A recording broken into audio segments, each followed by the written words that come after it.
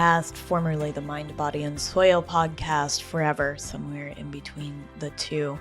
My name is Kate Kavanaugh, and I am your grateful, excited, and joyful host as we begin to wrap up the year. And as I was imagining the order of these episodes, I couldn't decide if I was going to wrap up with last week's episode with Frances Weller, where we dig into the darkness around the solstice, or with Caroline, because it's not just the year we're wrapping up. I am wrapping up with this episode, the first 100 episodes of this podcast, soon to begin the next 100 episodes, and I am devoted to the next 100 episodes. I know that I've been on a bit of an accidental hiatus, but I am coming back strong and with lots of ideas for you. Ultimately, I decided that I wanted to end with these giggles and joy and laughter and intimacy and exploration of how to live into the life we want for this next year. And those are Caroline's words and not my own. I think that this episode, which is the second time that Caroline has graced us with her presence, really represents a sort of camaraderie and conviviality and intimacy and honest conversation that I know that I and so many of you have enjoyed on this podcast when I'm able to dig into these conversations.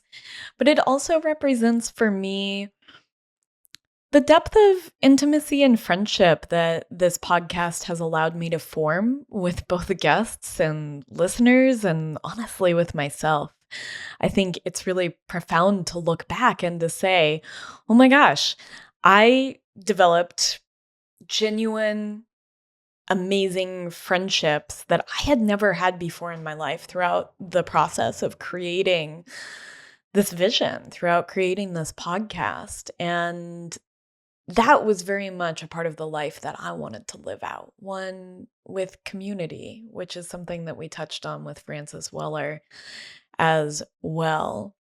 And I think that this episode also provides a template if you are a New Year's goal setting or reflection type person. I think this gives you a pretty close in view of what it means to maybe think about that. And I think as we step into the new year, that question of Caroline's, how to live into the lives that we want, is vital. And this is also an episode that is about ease. It's about rest. It's about phone addiction. It is about the stories you choose to tell yourself. And that was the core basis of my first episode with Caroline. And so what better way to begin the new year and end this first 100 episode chapter of this podcast than asking some of those really big questions. I just also wanted to end this with joy. I know that Caroline and I giggle up a storm on this episode, and I want that for all of us this next year. I want a lot of laughter. I want a lot of ease. And to find that ease in the space of effort and flow, something we talk about, I want us to find rest.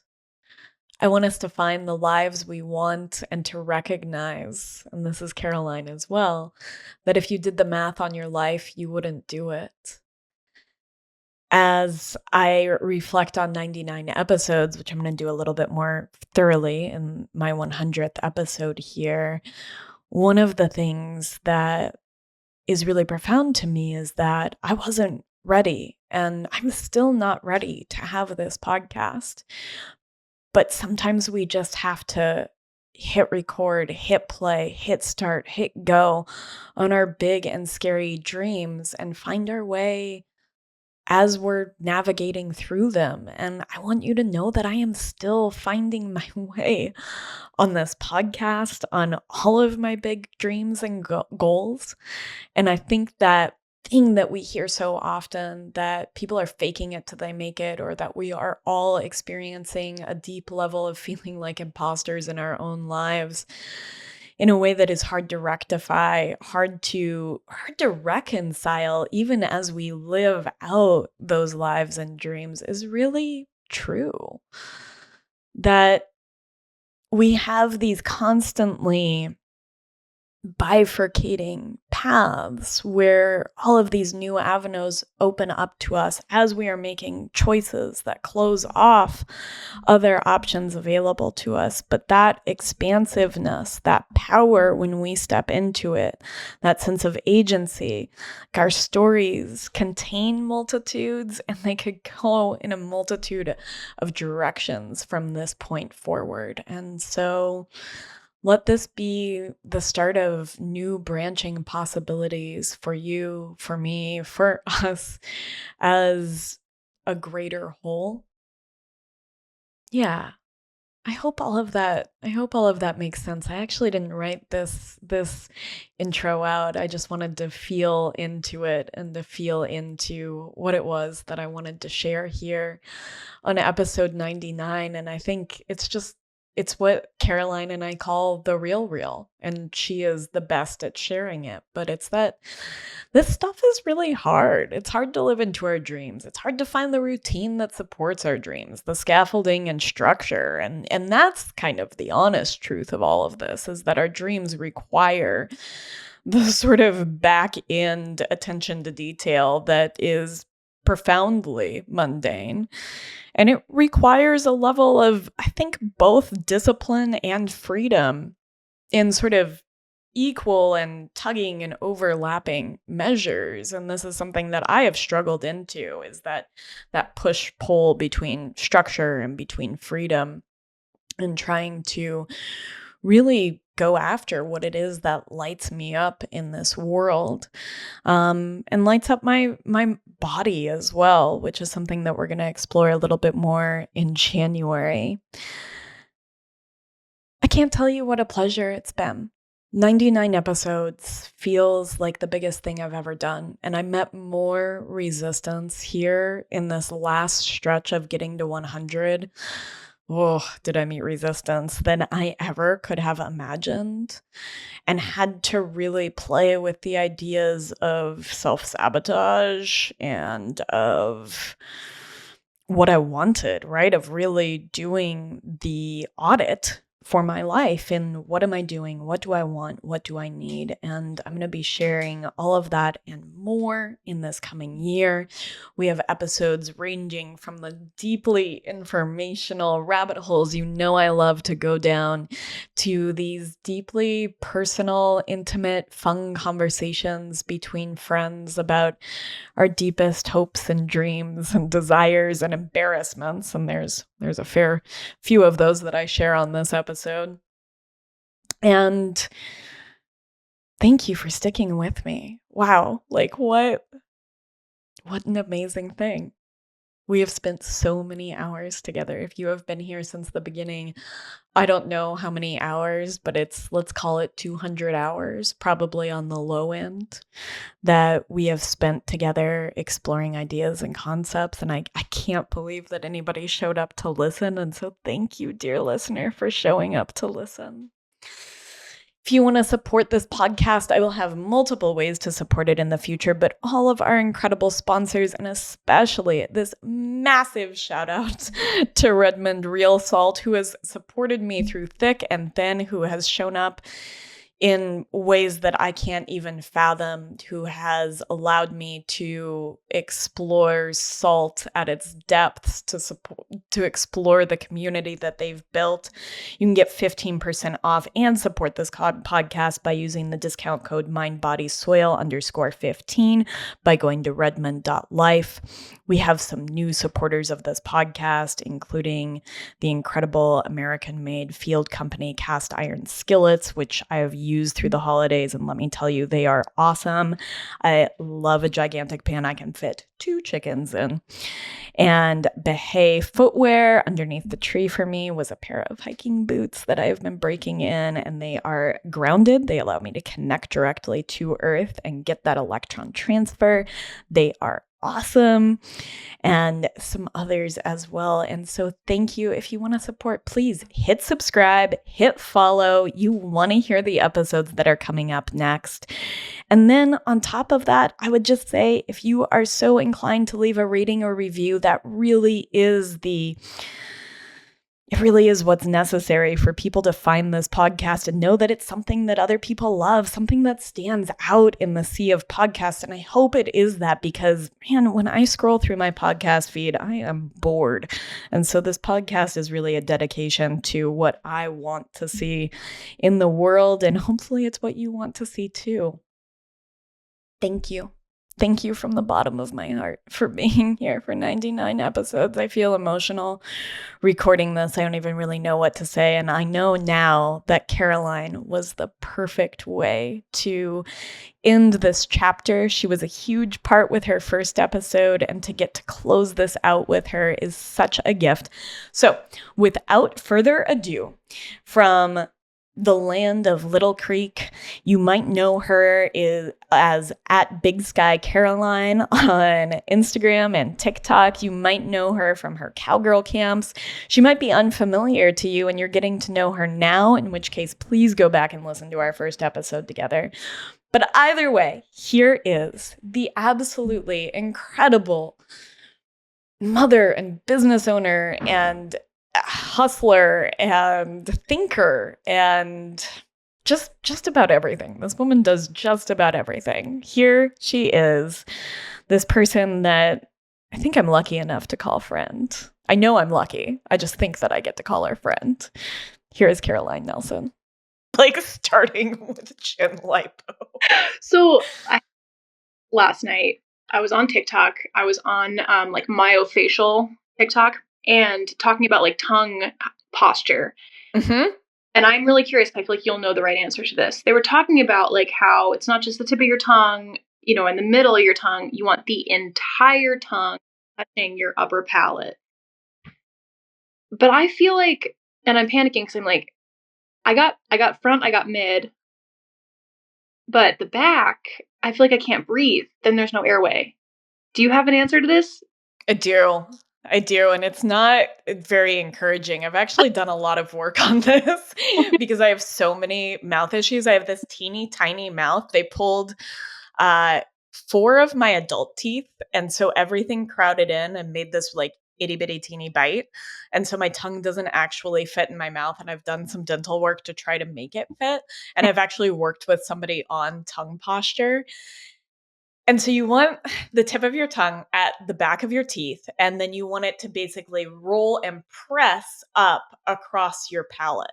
Mm. And you can kind of do this on purpose. And it's especially like if you had a little piece of gum, or they actually they're called myospots, and they stick to the roof of your mouth and you like push on them. And it's called mewing.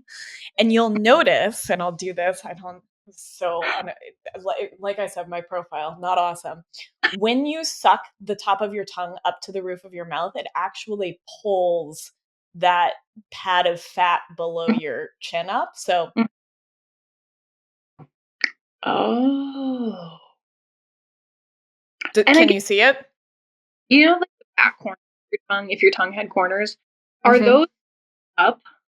Are those what? Also touching your upper palate? Mine are touching my teeth. Same. Ideally, it all fits in that arc of your palate. Oh. Ideally. Mm-hmm. But and there are a lot of people that really feel that we'll look back on braces. Let me switch something. There we go. That will look back on braces and say that it was an absolutely insane thing that we did. I want to have a conversation. I think I was wrong. Yeah, I was absolutely wrong. That it makes our mouths tighter. And there's the Weston A. Price thing, and I think we can say a lot of things about Weston A. Price, but he was looking at those really wide palates with really nice straight teeth. And so we're shrinking things when we need to be expanding things and making space. James Nestor also talks about this in his book Breath, that There are a lot of hunter-gatherer tribes that will close babies' lips while they're sleeping, that they don't want them sleeping with their mouths open because nasal breathing is part of what promotes wide nasal passages and this really expanded palate. And so they just like gently purse babies' lips to Love. encourage nasal breathing, and really looking at how like oral ties and I was the most I this is I love that we're opening with this. I had a pacifier until like age 7. Yeah.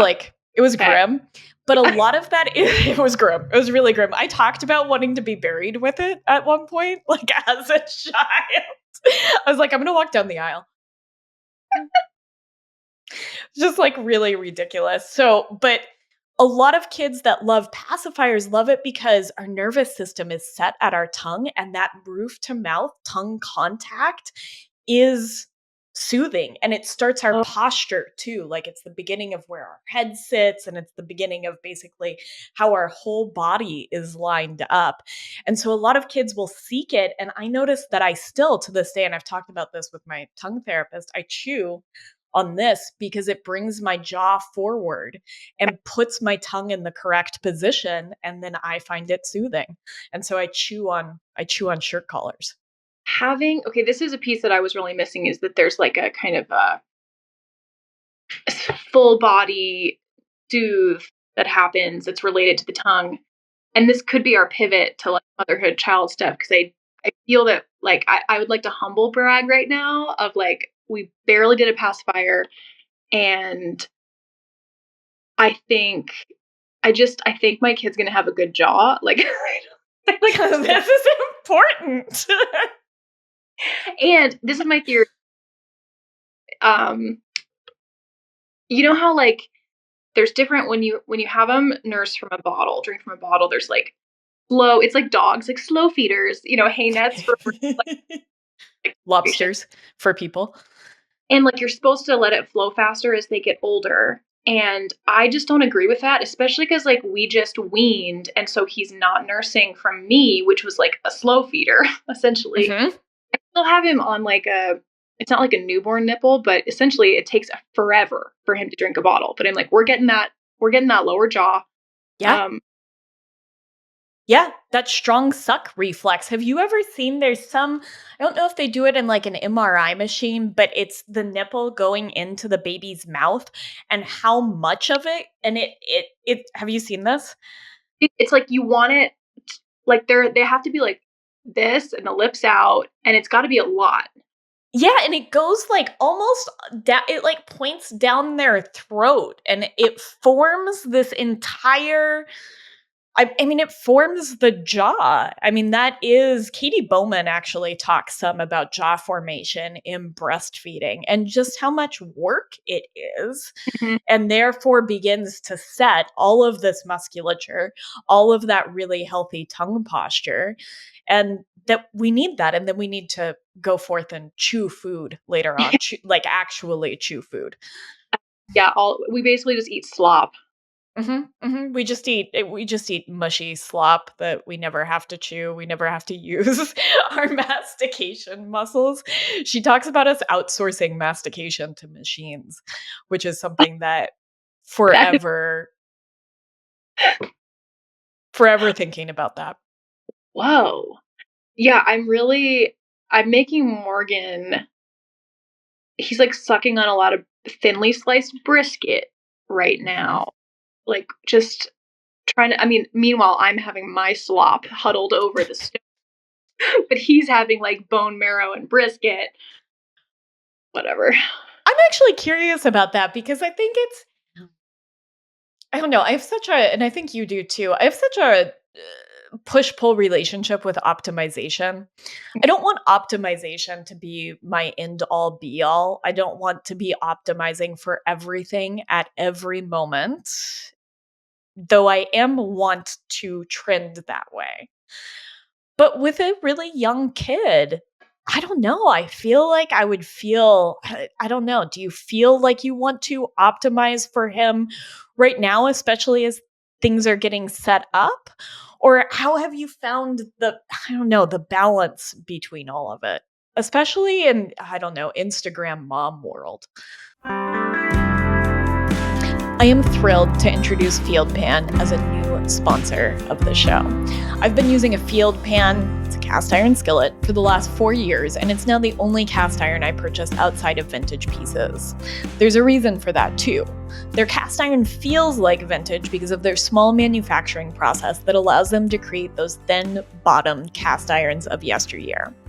I know we speak a lot about frictionless ease on this episode, and so speaking of which, these bottoms are so smooth, so frictionless, and so easy to use that they feel like they've been a staple in your kitchen all along. Last, and certainly not least, they use recycled iron and are made in the USA, which you know we love around these parts. I thought I'd share this little bit of party knowledge as you go to parties this week because it's really fun and it refers to the origin of the phrase how it shakes out. In foundries, the phrase refers to the process of shaking a cast iron out of sand molds, and as they come out of the fires, reveals this final product. But there's this moment of anticipation where you didn't always know what you were going to get, and so you had to see how it was going to shake out. You can get 10% off of Field Cast Iron if you just go to fieldcompany.com/Kate_Kavanaugh, which you can also use as the discount code, Kate_Kavanaugh. It's my name. It helps support an amazing American-made company. You get some awesome cast iron in your kitchen for life, and it supports this podcast. What's better? Now, back to our episode with Caroline. One thing about me is I'm immune to peer pressure. It doesn't touch me, and I also feel icked by it. Like if someone if I feel the forces starting to act on me, I'm like, that's gross. That'd be so embarrassing if you swayed. So I don't feel any Instagram issues. I have a circle that I ask when I need feedback, and I will ask the group for feedback, the public. But anyway, so circling I just have to say this one thing, which is I live my life by this rule, which is I am an advice vampire. You have to ask me, you have to invite me in before I will give you advice. May we all. And that goes for my in-person close friendships. You must explicitly say, "Hey, what do you think of this?" And I would never on the internet. So bold to assume that on one slide of information I can share advice. I did see something very humanizing the other day on TikTok about this. They were like, listen, unsolicited advice to a certain generation, they didn't used to have the internet. This is actually how valuable information was shared. And it is an act of love. I understand it comes from, I think our generation, it comes from a place of criticism of yes. But I do think there's kind of an age at which it's truly this helped me so much, I have to let you know.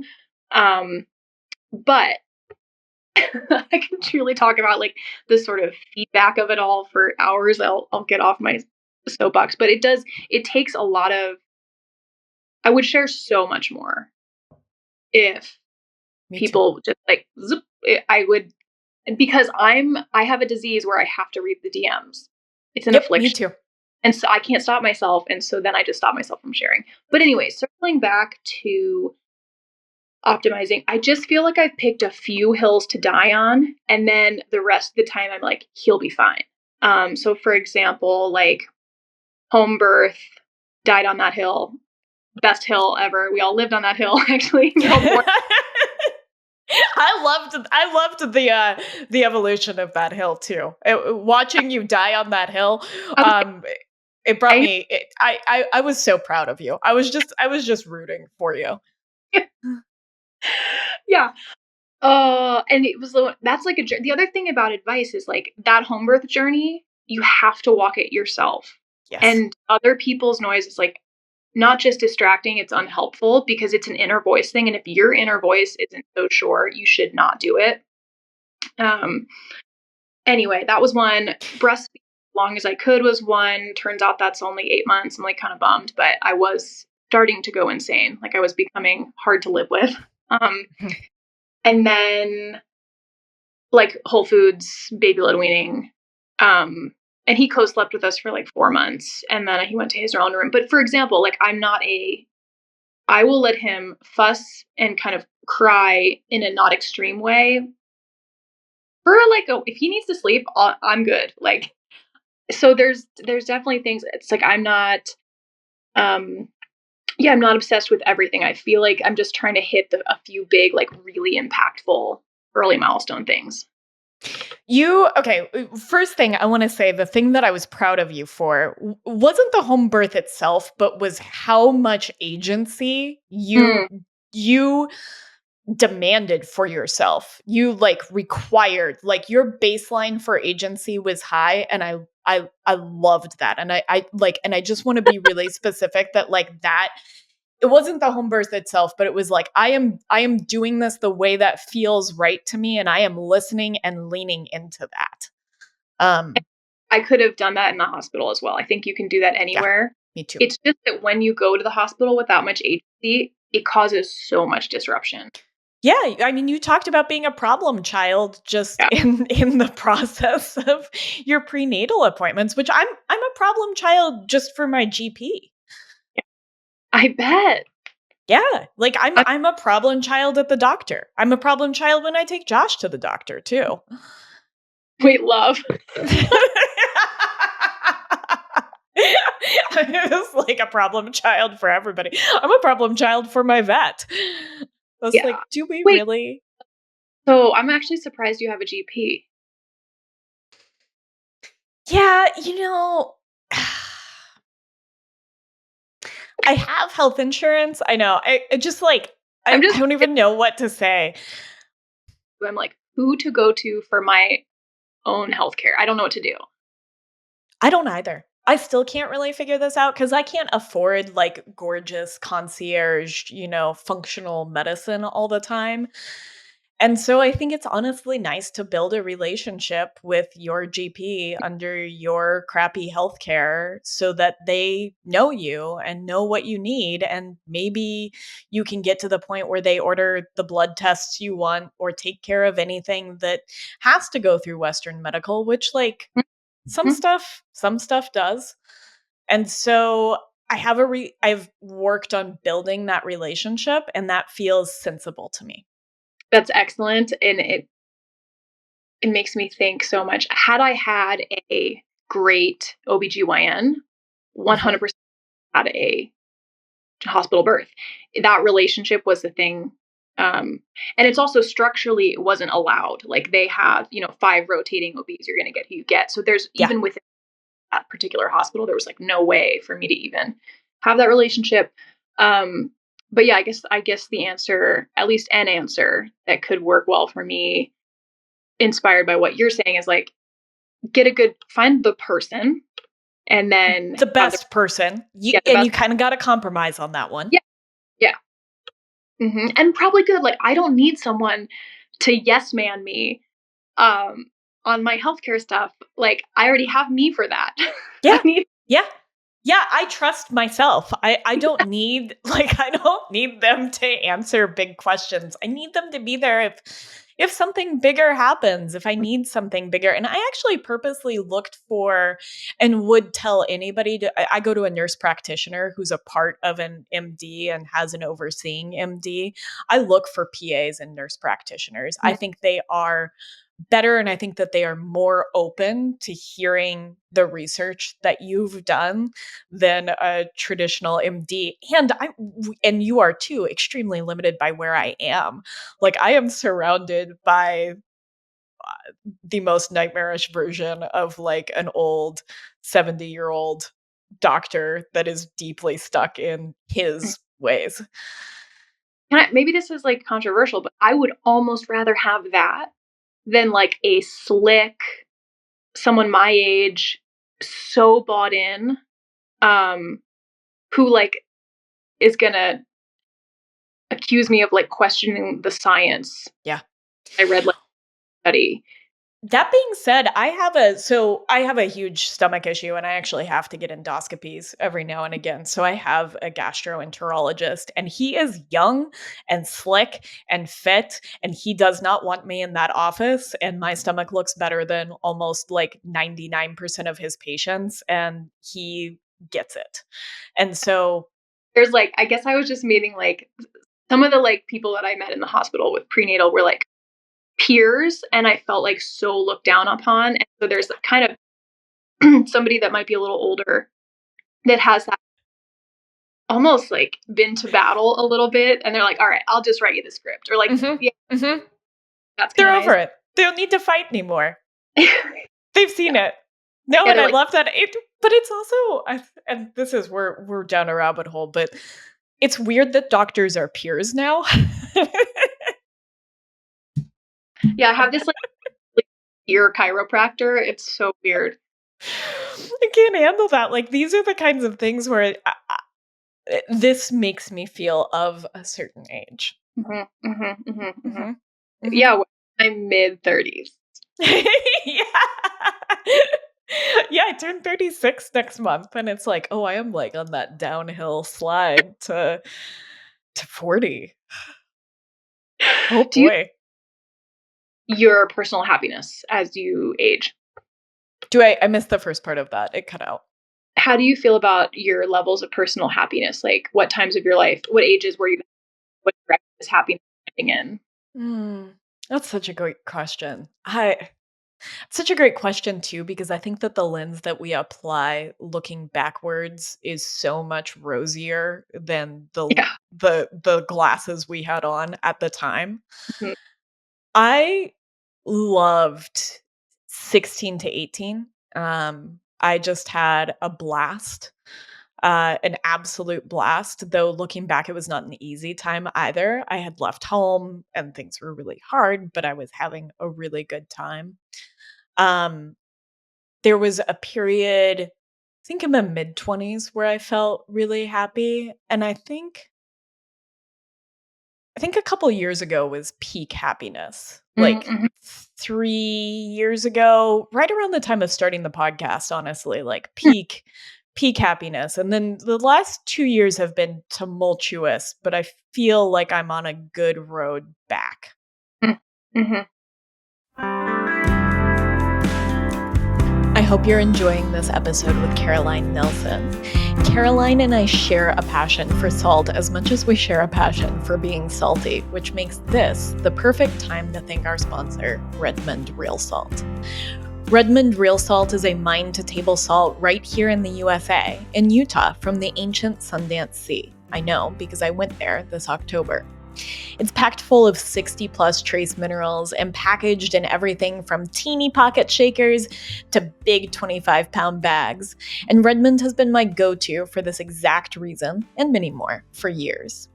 I love working with them because, like Caroline, they work hard to build community both near and far and put a lot of purpose behind their salt. And so it's with that if you are a fan of their Relight electrolyte powder, which in my opinion is the best on the market, it's full of Redmond salt, magnesium glycinate, and coconut water powder. They're launching something very exciting this week, which is their new Relight Kids line. Whether you have kids or you're a big kid at heart, I'm talking about this kid, this lower sodium formula is perfect to brighten up dark winter days. It's even in fun colors, which is made possible with organic fruit and vegetable powders. If that's not your jam, then find all their salts for all of your soup and roast and braising needs this season. Because for me, this is the salty season when we want to get the most flavor out of life. And Redmond has honestly helped me do just that this year. I am so thankful to have been working with them. And you can get 15% off by going to redmond.life and using the code mindbodysoil_15 for 15% off by just going to Redmond Life. And now back to our episode with Caroline. That's so interesting. I feel like I do feel that I get a little happiness bump with each age as I progress, each kind of new era, in the sense that I just have more. freedom and more. I think a lot of it comes down to like autonomy and freedom for me, and I feel that I get more as I go. I do And too. a lot to happiness. I think that's an interesting it's funny, I was revisiting the first podcast that we did together. I didn't listen to it in full, but I listened to a lot of bits because I was thinking about the first thing that I was going to ask you now that we've talked about teeth and medical care. Because one of the things that I really walked away from that episode with was the agency with which you live, that you really choose things for yourself, that you really are intentional and have this sense of agency. And I took that forward. I also took earring wearing forward. I've become an earring wearer because that's what So my proud. future self looks like. But you have this deep sense of agency, and you talked about aggressive joy, like choosing joy, choosing the story that you are telling yourself, and not taking no for an answer in the same way that you approached your medical care. Like I'm choosing how this is going to go, and it is going to go that way within at least some margin of error. Yeah. And I really love that because I think as we age, that agency is what gives us maybe access to more joy, that I think we better have the tools to choose. Mm. We're not just kind of falling into it.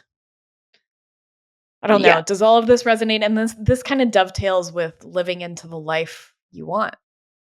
Because this is the thing, I have all this agency.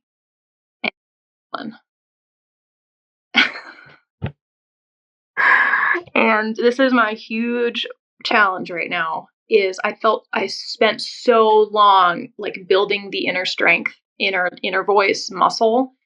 Um that now like I feel like I've gotten myself as far as I can get on that. And now everything I want is on the other side of just daily discipline. And you have such good discipline. You're such an inspiration of this. I really feel like, I don't know, like, and this is like, I'm like, this is the first thing I'm like, can I do it? Like, I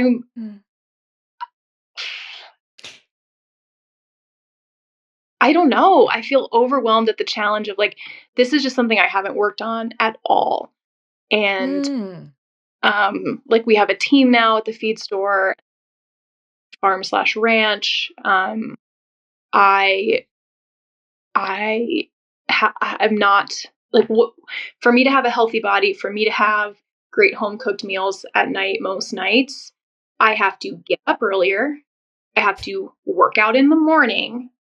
I have to follow some kind of schedule and make a plan for the day. And like these Mhm. three things feel absolutely insurmountable. This fascinates me because you are my like golden aspirational beacon for discipline in getting work done. Mm. And I wrote in big letters at the top of my notes for us, Kate and Caroline have opposite problems. Because I have discipline in this one space where I find that discipline easy. And then in this, in the physical home cooked meals, all of these things, getting up early, getting the workout in, I'm good at making a list for the day. I'm not always great at following it. And then on the other side, like this work piece, and when we were talking about this before this episode, you said you couldn't stop working. I can't always find my way into starting. Yeah. And so I hold you up as this aspirational, be more like Caroline, because I find it so easy to just wake up. Like if I would be a great trophy wife. Like if you just wanted me to cook and clean and like keep it tight Yeah. like that, that is like my sweet spot. But I'm a little bit less great at buckling down on, and I have big career dreams and goals, and I know that it takes discipline and work and hours and grit and repetition to get there. And I find it hard to leverage. And I think I told you in this, I've been framing this for myself as, because I always think of myself, I'm like, I'm somebody who loves challenges. I'll wake up at 4:30 in the morning to hike up a mountain 7 miles. Like, I'm not afraid of a challenge. And it's like, oh, that's because I find that challenge easy.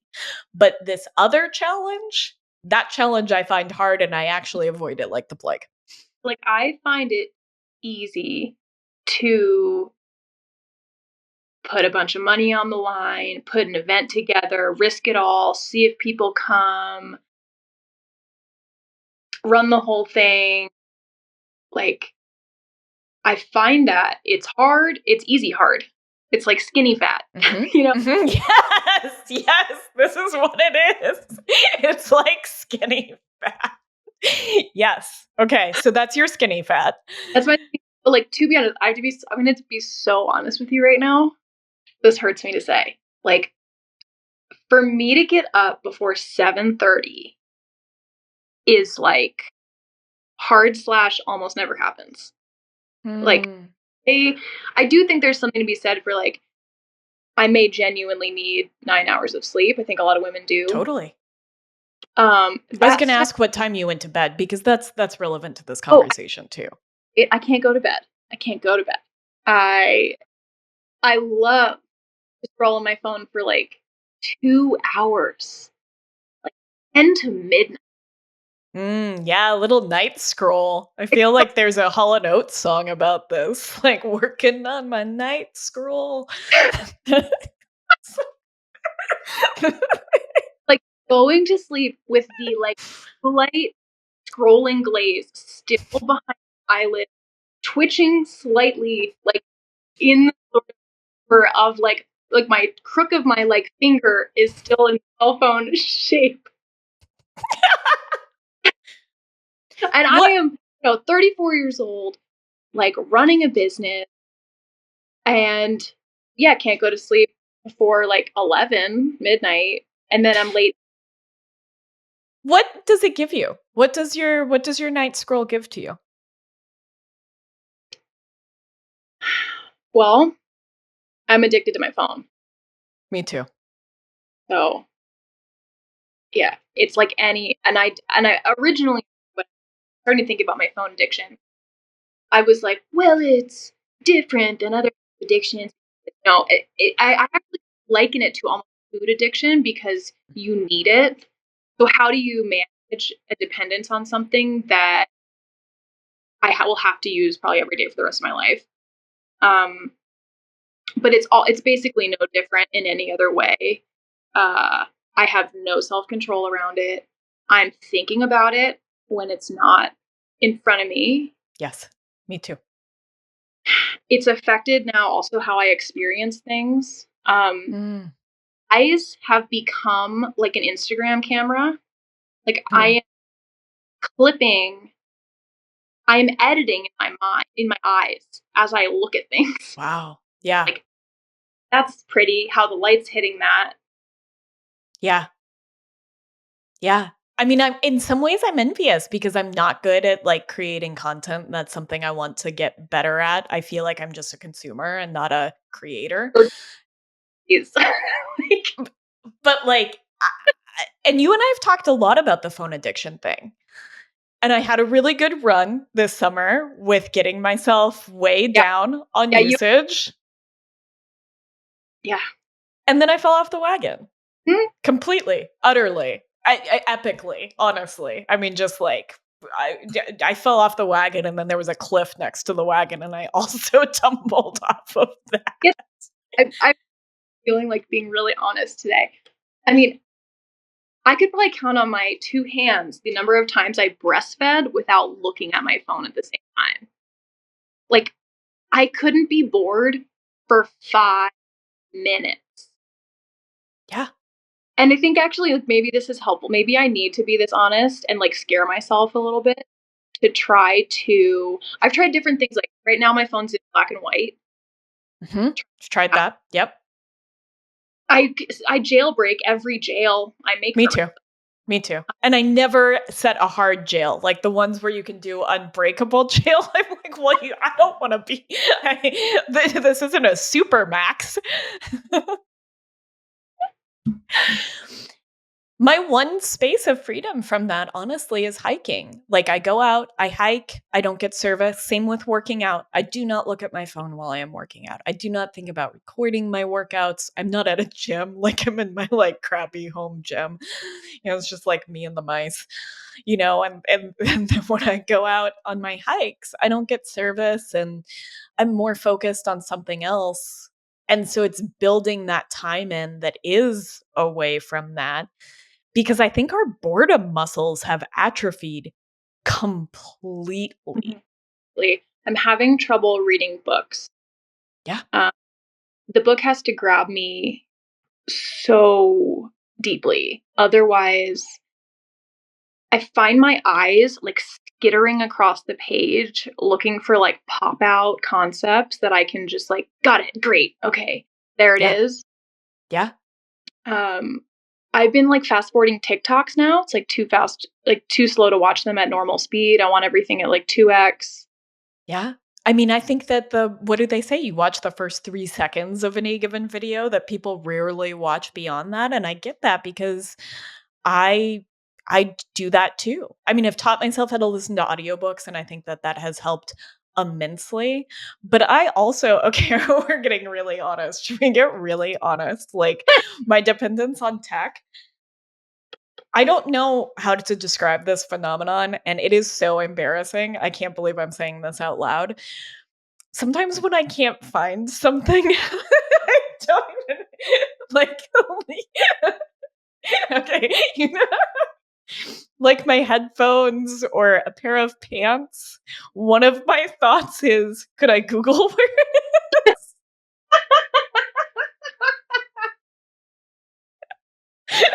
I mean, yeah, like is?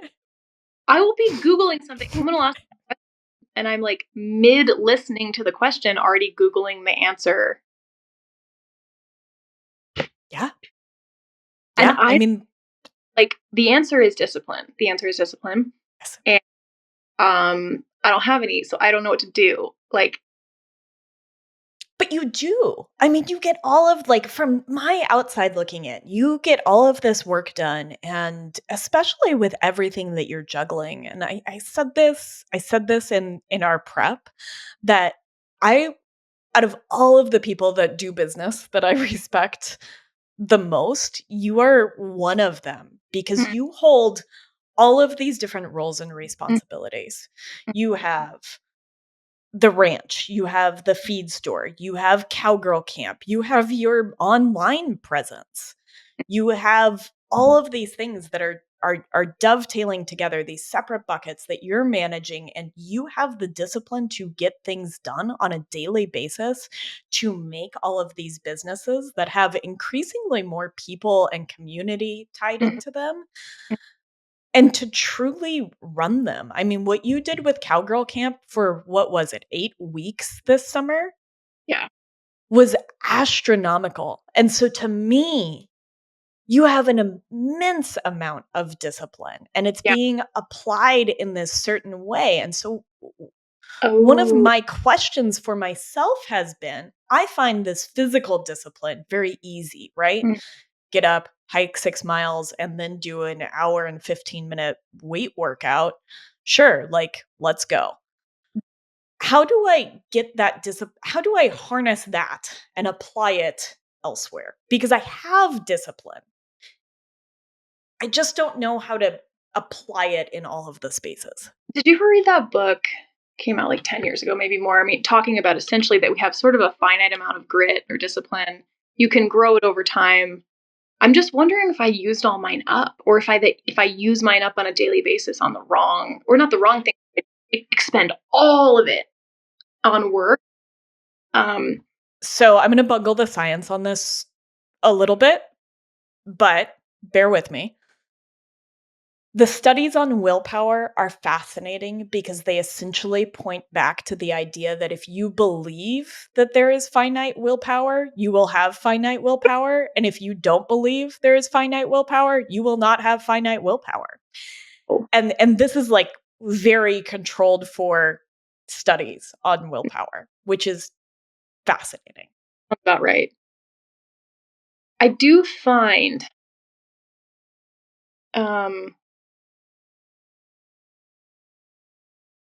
I I do think, not only do I think, I don't know about other people.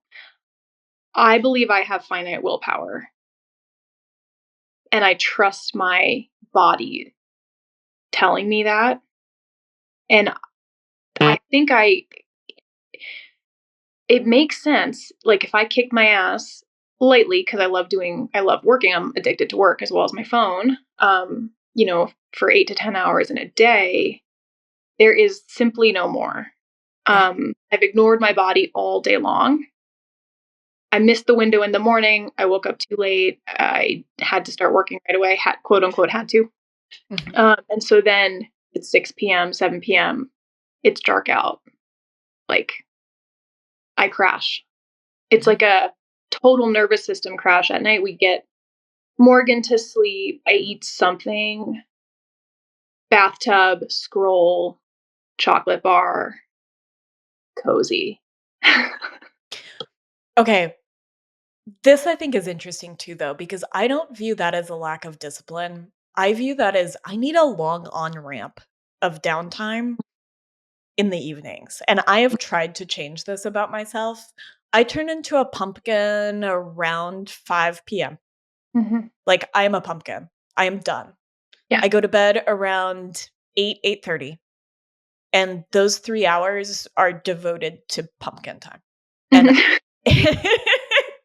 and if I try to like shoehorn work into them, which I can sometimes do, I will not be able to go to sleep.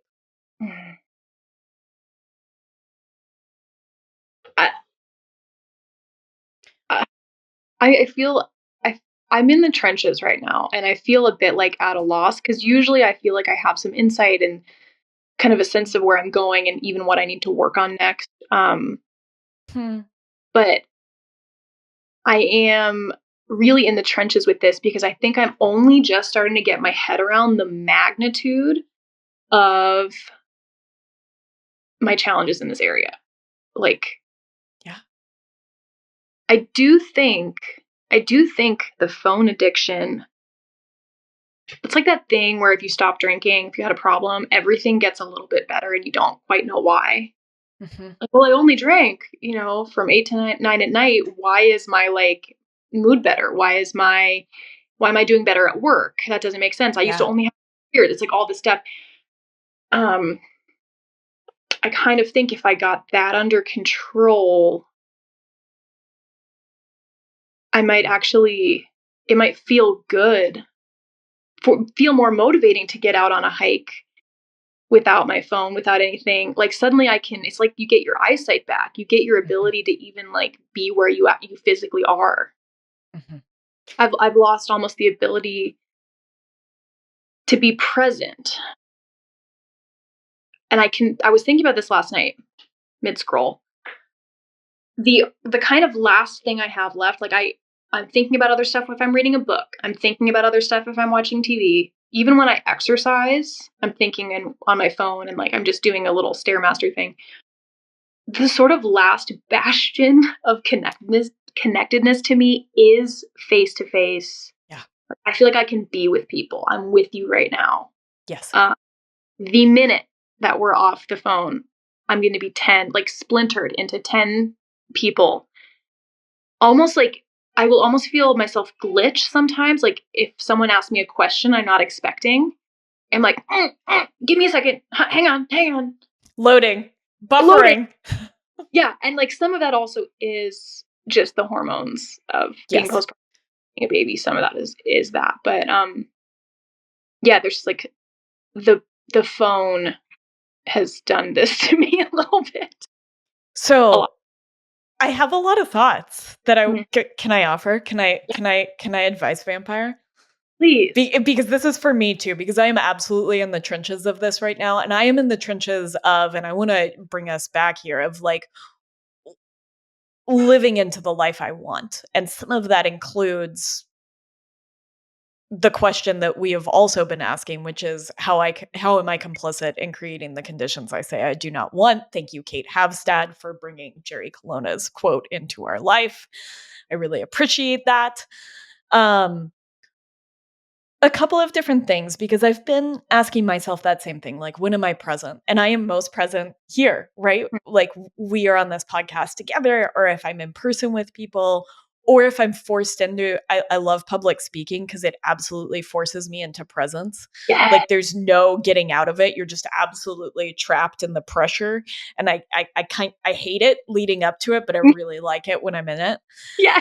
And it's funny, I've been working with a therapist and I've been talking some about how that kind of shows up for me and how surprising it is that I would like public speaking as somebody who's very sort of introverted and hiding and doing all these things. And one of those reasons is presence. But these two pieces are, number one, I don't think we as humans were meant to work at this level. I don't think that we were meant to just spend hours upon hours upon hours working. If you look at hunter-gatherer tribes, they spend maybe 15 hours a week hunting and prepping food, And and the rest just kind of, for lack of a better, this is not the right word, but dicking around.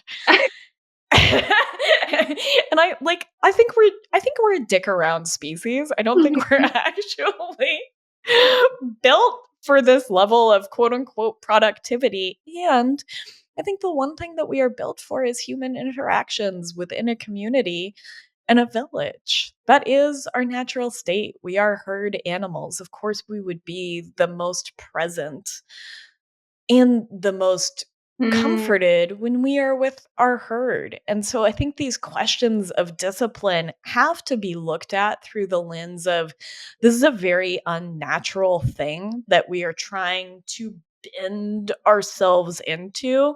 And yet we must. I mean, unless you just want to go full Unabomber, you kind of have to shoehorn yourself into society in certain ways. And so I think it's supposed to be hard to discipline ourselves to this degree. Mhm, mhm. It's helping me a lot just to hear you say that and Yeah. reflect. And, I think discipline is worthwhile. I did a deep dive on discipline a couple of years ago and I like read a lot of different, like I read Johann Hari's Stolen Focus, and I looked at James Clear's Atomic Habits. I read some David Goggins. Just like, what do different people say about discipline in the same way that you and I have been talking about Ezra Klein and attention? Mm, Which I think is a form of attention, is discipline in a lot of mm. ways. Where your attention is going is where your discipline is going. Honestly, I just Ooh. found that. Okay, so let me marry that with, I think the other thing we're looking for is ease, because I don't think it's supposed to be so hard. And one of the things I've been thinking about with ease is effort plus flow. Mhm. It's Effort when I plus. don't find flow that things feel frictiony and therefore hard to discipline myself into doing. Hiking, I can find flow. Working, not so much flow. Mhm. Oh, yeah.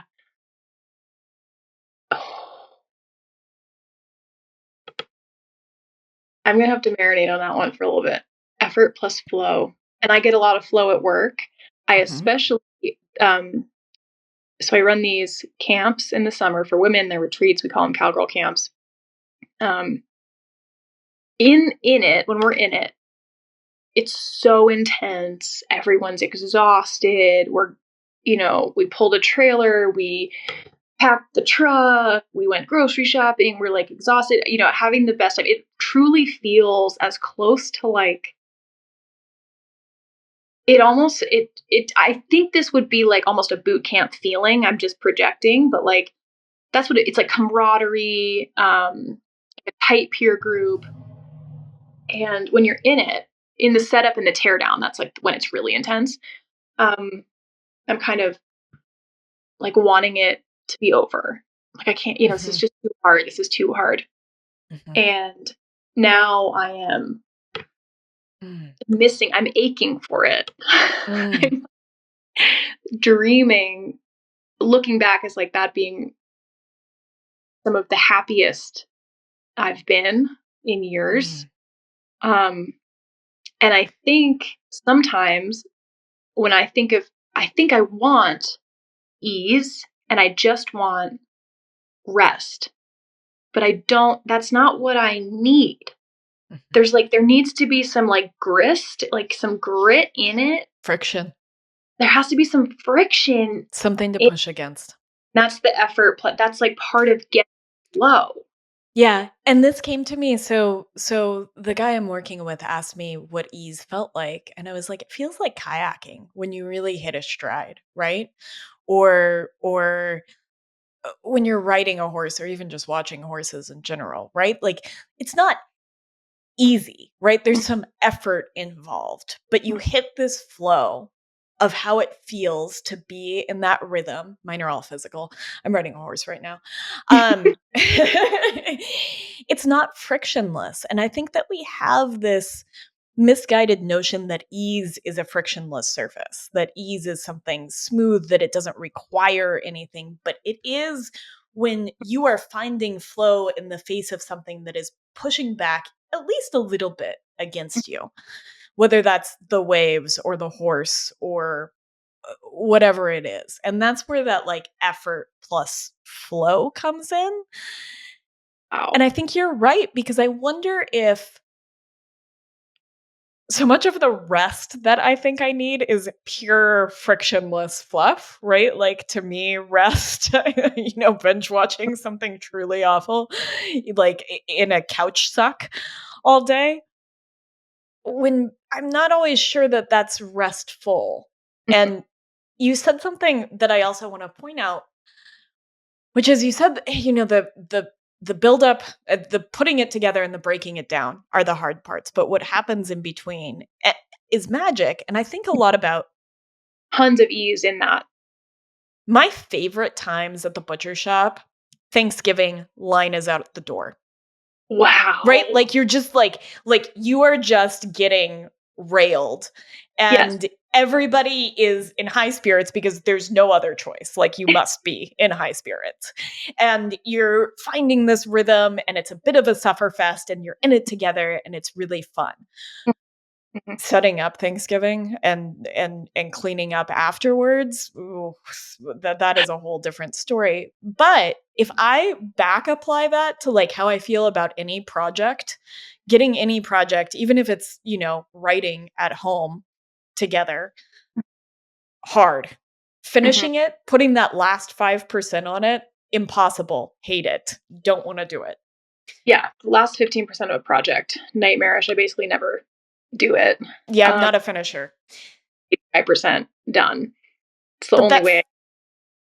Yep. Yep, it just has to be, okay, well, that's done. You'll just send it out. It sucks, but whatever, it's done. I don't Sort of know. I think how there's flow in those meaty bits, and the thing that we have in common is there's people in these things. There's right? Like there's a sense of community and camaraderie in both of our examples. I'm going now to why I find parenting really hard to do slash focus on slash motivate to do. Like, Mm. and I saw a quote somewhere on my phone where I spend all my um, something like all these, the podcast bros like talking about you need to cold plunge and to get spiritual wellness, you do all this stuff and don't eat and you go to be monastic and all this and that. And that you don't know anything about spirituality until you've been like a caregiver. And then Mm. like this other level of sort of selflessness. Yeah. Um Wow. And I've never been a caregiver before. And I've led such a life of, I think of it as like self-fullness. I don't think of it as selfishness. I love that. But it's like been such the Caroline show. And I find it so hard, not just like for your body. It's like hard to put your body and your immediate needs aside. And it's hard for your mind, because like babies are boring to me. Yeah.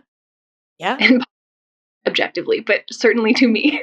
This is why I haven't decided to have kids yet, Yeah. because of the self-fullness that I Mm. experience, and because babies aren't my jam, and I don't know how it would feel to sacrifice in that way. I don't know, as you were like, this is a sacrifice you're making in caregiving to another being, right? Like, I am giving a piece of many pieces of myself to Yeah. you. Yeah. And funny enough, I was looking up the etymology of the word sacrifice today. Ooh. And it is, I could probably pull up the exact, but it's sacred, right? It is the act of making something sacred. Oh. Yeah. Yeah. Like my mind Yeah. is. And I can't, this journey of matrescence for you, and I want to say this out loud, like I've said this to you privately, but I want other people to hear this, as I've kind of agonized, honestly, over the decision to have children. You have made it the most accessible to me, the Mm. most appealing to me of anyone. But I also know that it has not been an easy journey for you, or nor is it ever this transformation, this matrescence, and you talked about this in your stories the other day, and this shifting of all the things that are Caroline and adding this new dimension. And then, I mean, giving yourself to someone else, bodily, that terrifies me. Both bodily and spiritually, right? And to me, in some ways, that sacrifice is part of the sacred. Yeah. Um, I do feel very strongly so I was like on the fence forever about having kids, leaning towards no, because to me, if you're on the fence, that's a no. I agree. Like if I was going to have a kid, I should have a kid that was like really wanted and planned and all this. Then I got pregnant, and not on purpose, but like we also had the conversation of like, all right, if we get pregnant, we're gonna go through with it. I'm just like anti-birth control at this point for me. Yeah, for Um, me too.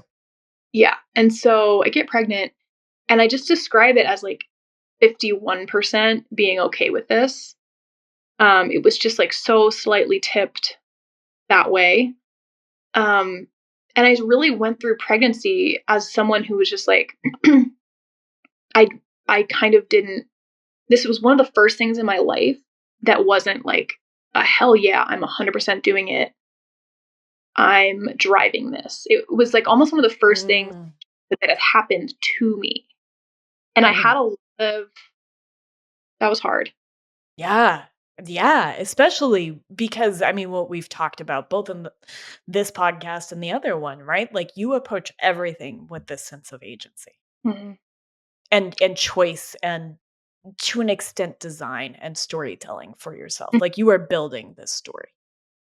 Yeah, I didn't know what was next really.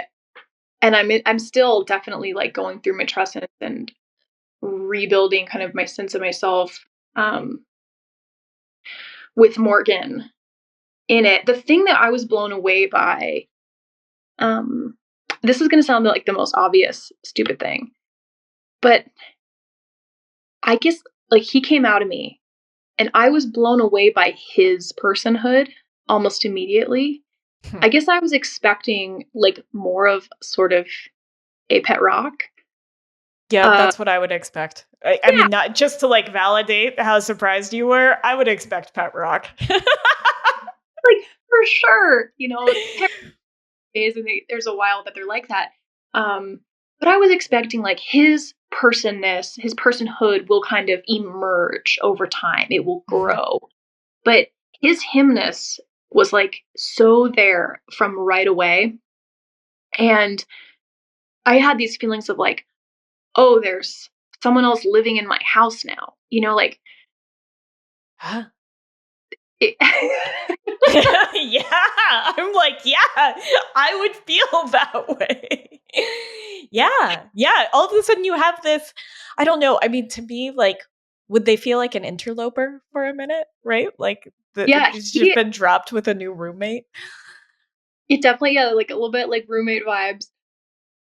And he even now, like I had these thoughts of like, how am I going to parent? What kind of parent am I going to be? How am I going to impart these lessons? What are my values? Blah, blah, blah. And now, like every day, I'm just confronted with the himness of him and how he is just there. I just don't feel like there's actually that much molding that's going on. Like, I am Mm. providing essential services. Yeah. We are just trying to live as good people in front of him.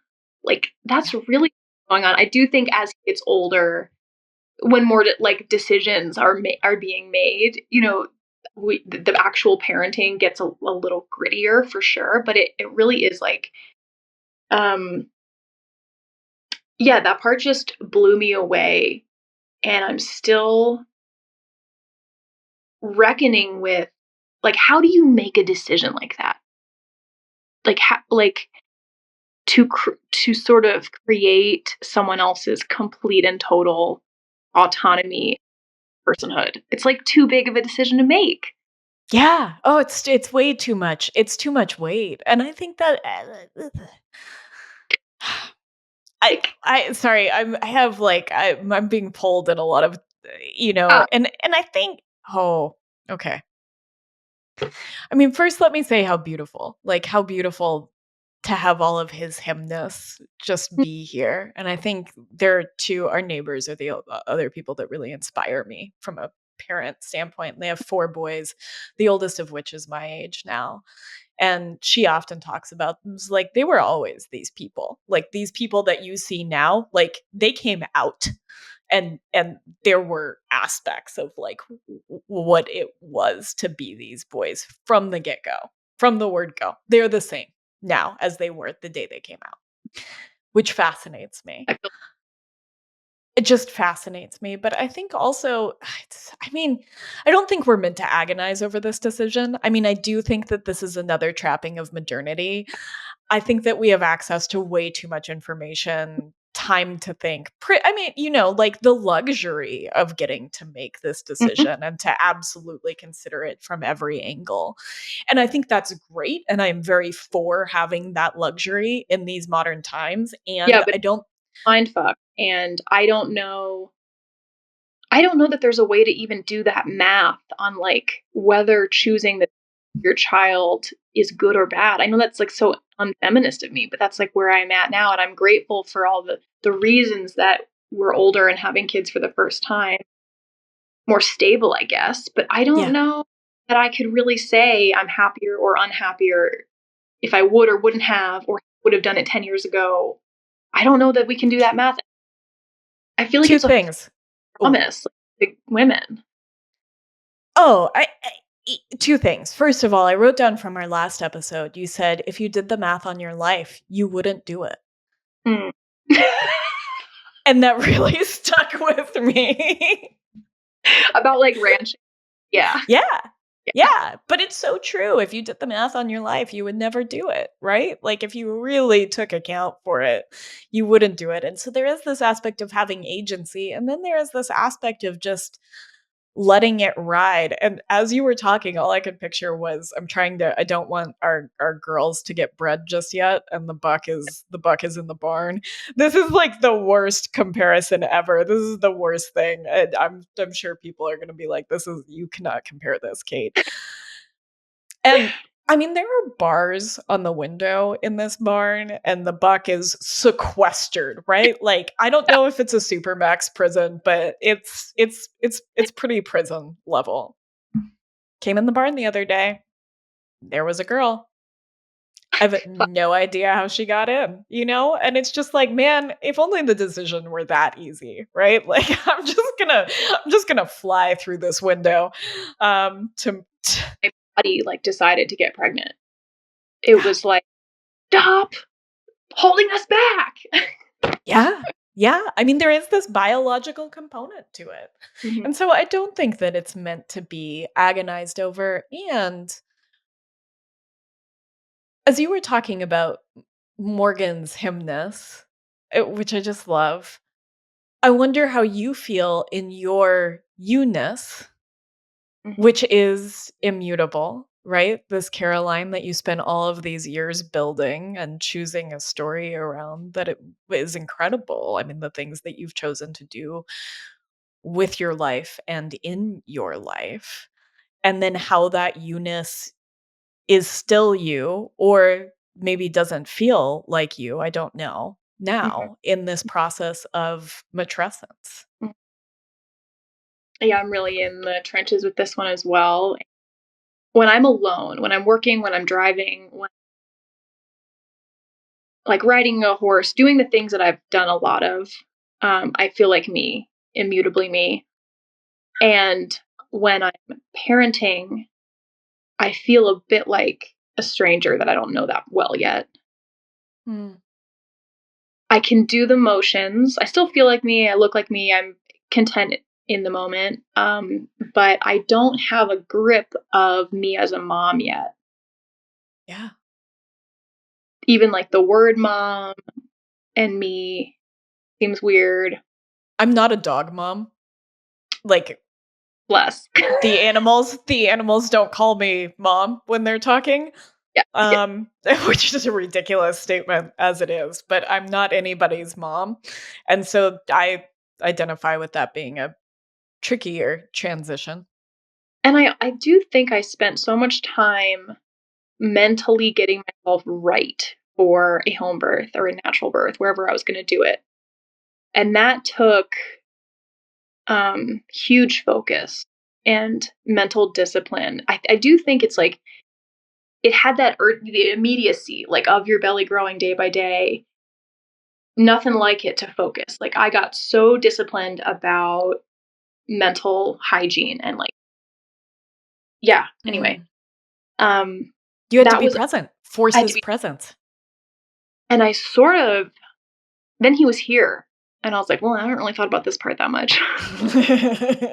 Yeah, it's the sort of wedding marriage story. Similar way, right? 100%. And it's nice because you actually have time. Like he they sleep like they're like puppies. They sleep like 18 hours a day, the first couple weeks. So it's like you have time. And even now, he's like a little dude, but he still sleeps a lot. Eat, sleep, feed, nap, diaper. Like there is still such a like I can figure this out in real time. And I Mm. I resonate now with people who are like, I grew up with my kids. Like I definitely just feel myself changing. Um, but I think if I'm being really honest, if I'm being really, really honest, like I think hang-ups about the word mom, what it means to be a mom. Uh, it's like the jokey, I'm not a regular mom, I'm a cool mom. Like that desire to like other myself from sort of moms in general. Mhm. And I think I have a lot of just fear around losing myself and it's you have to like die to your old self to move forward to your new self. It's Yeah, just not just motherhood, it's like any huge it is. change. Yeah. And there's a part of me that like isn't stepping forward into that because I don't want to let go of the me that I know and love. Yeah. It's initiation. I mean, that was it was the other piece that I was working on. It's funny that I was working on separate from this afternoon was for another podcast that I'm recording, and these acts of initiation require us to go through death, to go through darkness, to go through grief, to go through a portal that might not want to go into, right? Like it's not it's not the what did you say? Hang on. The cave you fear to enter holds the treasure that you seek, right? And we Yeah. I'm just going to use your own words against you. We don't want to go through that cave to find out what's on the other side because it's uncomfortable and I can't fathom this. I mean, I can't fathom this transition, and I think that you have made it feel more accessible to me than anyone. And I think one thing I'd ask instead of sharing my experience of it is I think that we get a funny view of motherhood in the age of the phone, in the age of the internet, in what it means to be mom. Right. And so in crafting that identity for yourself, which I have no doubt that you will build with the same sense of agency that you do everything so wonderfully, without input from your peers in the best way. And so, does that, I don't know, does that, I don't want to use the word influence right here, but seeing how motherhood is portrayed on the internet, Mhm. is it something to rebel against? Is it something that makes this process more difficult? Is it? Yes. I feel like there's a lot that I want to rebel against.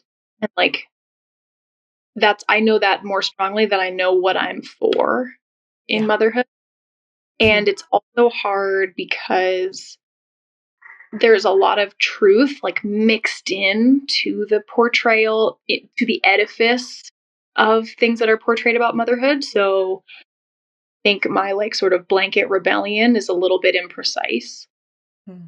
I'm, throwing the baby out with the bathwater in terms of people's advice and the way other people feel.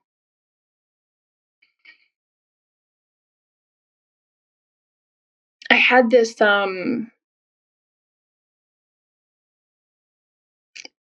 my husband has like a huge ease around Morgan. Like they get each other Mm.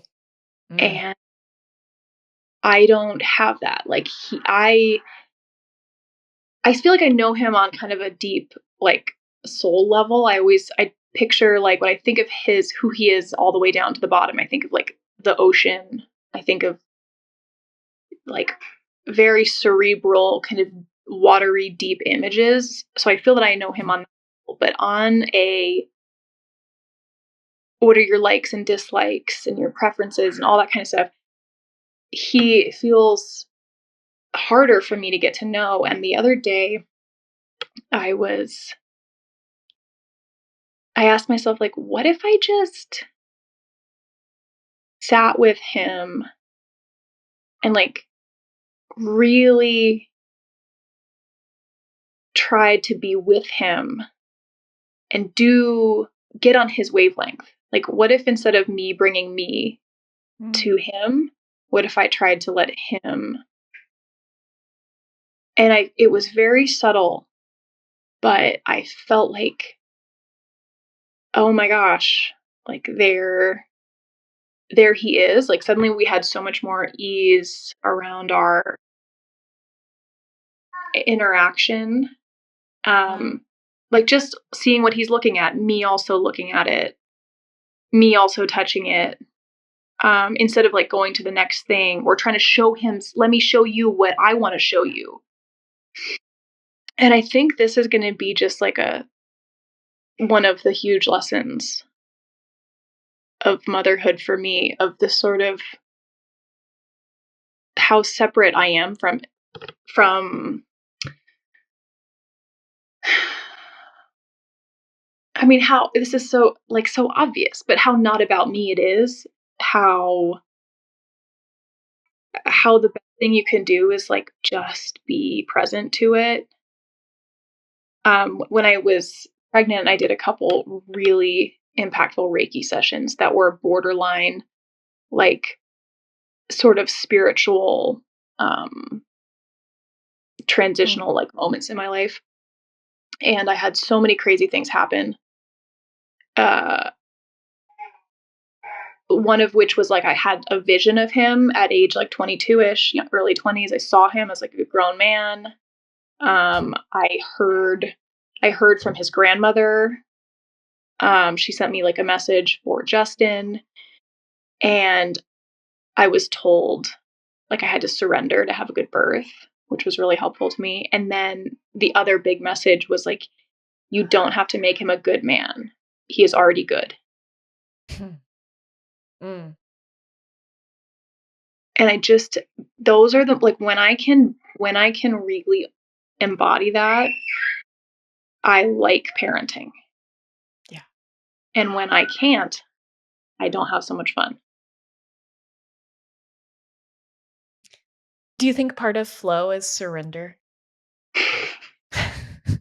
But you said surrender. You said surrender first. I've just been thinking about it a lot because it was like I just thought it was like the key to birth. Like, okay, the key to birth is surrender, and then I'm going to put away surrendering and never surrender ever again. Yeah, I love that. Great. I'm going to buy this tool and then I am going to throw it in the trash. You're going And to use it for this task and then you yes, never see it again. I just had this other moment in sort of business life. I had this thing that I wanted really bad and that made sense on paper and made sense for everyone. It was going to be so perfect. And all they had to do was agree. And they're just like not really bought in to my great idea. And it's been causing me all this angst because it's such a good idea. Mm-hmm, mm-hmm, mm-hmm. And surrender kept popping back up. And I was like, damn it, no. Like there Yeah. has to be a way for me to convince, finagle, pay, all those things. Like if I could just properly present this, Mm-hmm, or if I wait for the perfect time or all these things, mm-hmm. it's just not going to work. I had to accept and surrender. And actually, it was almost like cosmic. The minute I actually surrendered to that, like that thing died. It is dead. And I'm like grieving it a little bit. Yeah. But other things were born, like almost the same week, little sprouts of other beautiful things. So to go back to your question, do I think part of flow is surrender? I don't know. I haven't done it enough. It sounds really nice. Sounds nice. Yeah, because I think a lot of this is clinging to control, right? And I constantly feel like I am gripping things, like I am white knuckling Yeah. this thing, right? And I don't want to be white knuckling it. But, I think something that you said, I mean, both about business and about Morgan's story, there are these sliding doors moments. I know I related this back to you. There was a movie with Gwyneth Paltrow in the late 90s called Sliding Doors, and it's like, what happens if she catches the subway? What happens if she doesn't catch the subway? And so I looked that up, and it turns out that it's a term from Ralph Waldo Emerson, which is not what I would have pegged, right? And it's that reality is a sliding door, right? That there are these bifurcating paths that I don't think we can really anticipate, right? I'm sure for you getting pregnant, this business thing. And when we look backwards, we can kind of see that there was an inflection point there where and I think there is in many ways kind of a self that breaks off, right? The self that we imagine in that Mm, other situation, in that thing that we have to grieve, right? That we have to grieve the loss of what might have been, at least I do. I mean, I won't speak for everybody, but like I have to grieve those losses. And I think when we're living into the life that we want, there is equal measure agency and surrender. Like, you just don't know what is going to happen.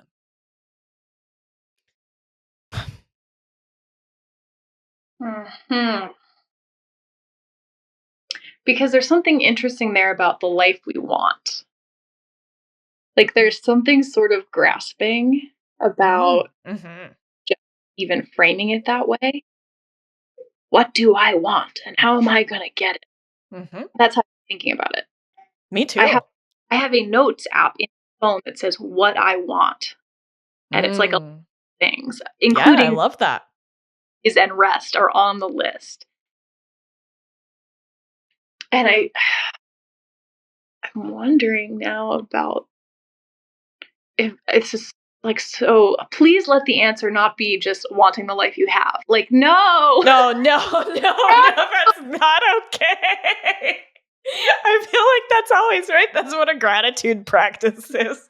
It's like, just be thankful for what you have. And it's like, no, there are other things. I want them. I know I want them. I think about them. I dream of them. I will make them. If I, then it will be better. Like, surely. Um, But is it? Right? Is it? You asked me that question, like, has happiness increased as I've aged? And I'm still kind of noodling on that. But is that because you've gotten more of the things you want, or you've gotten better at enjoying the things you have?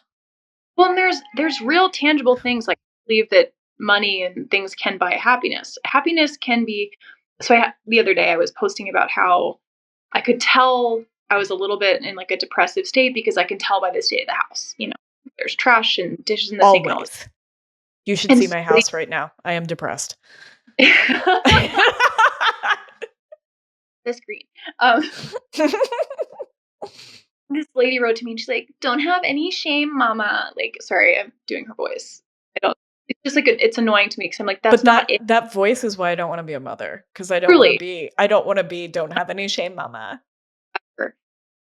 Um, it's because I was like, well, I don't. It's not about shame. I don't feel any about that. Like, uh, I do think, to me, a good life, a life that functions well for all, includes the trash being taken out. And there are, a car that runs, like Yes. that has paint or stain on it that isn't just like debris everywhere, which is like our house right now. It's just debris. Um, and I feel like we get caught up in like, I'm not sure I totally buy in that gratitude will fix everything. Like, sure, I it'll don't. fix things, I guess, but like, yeah, there's just, my life has gotten tangibly better over the years as like the vehicles I drive have gotten safer.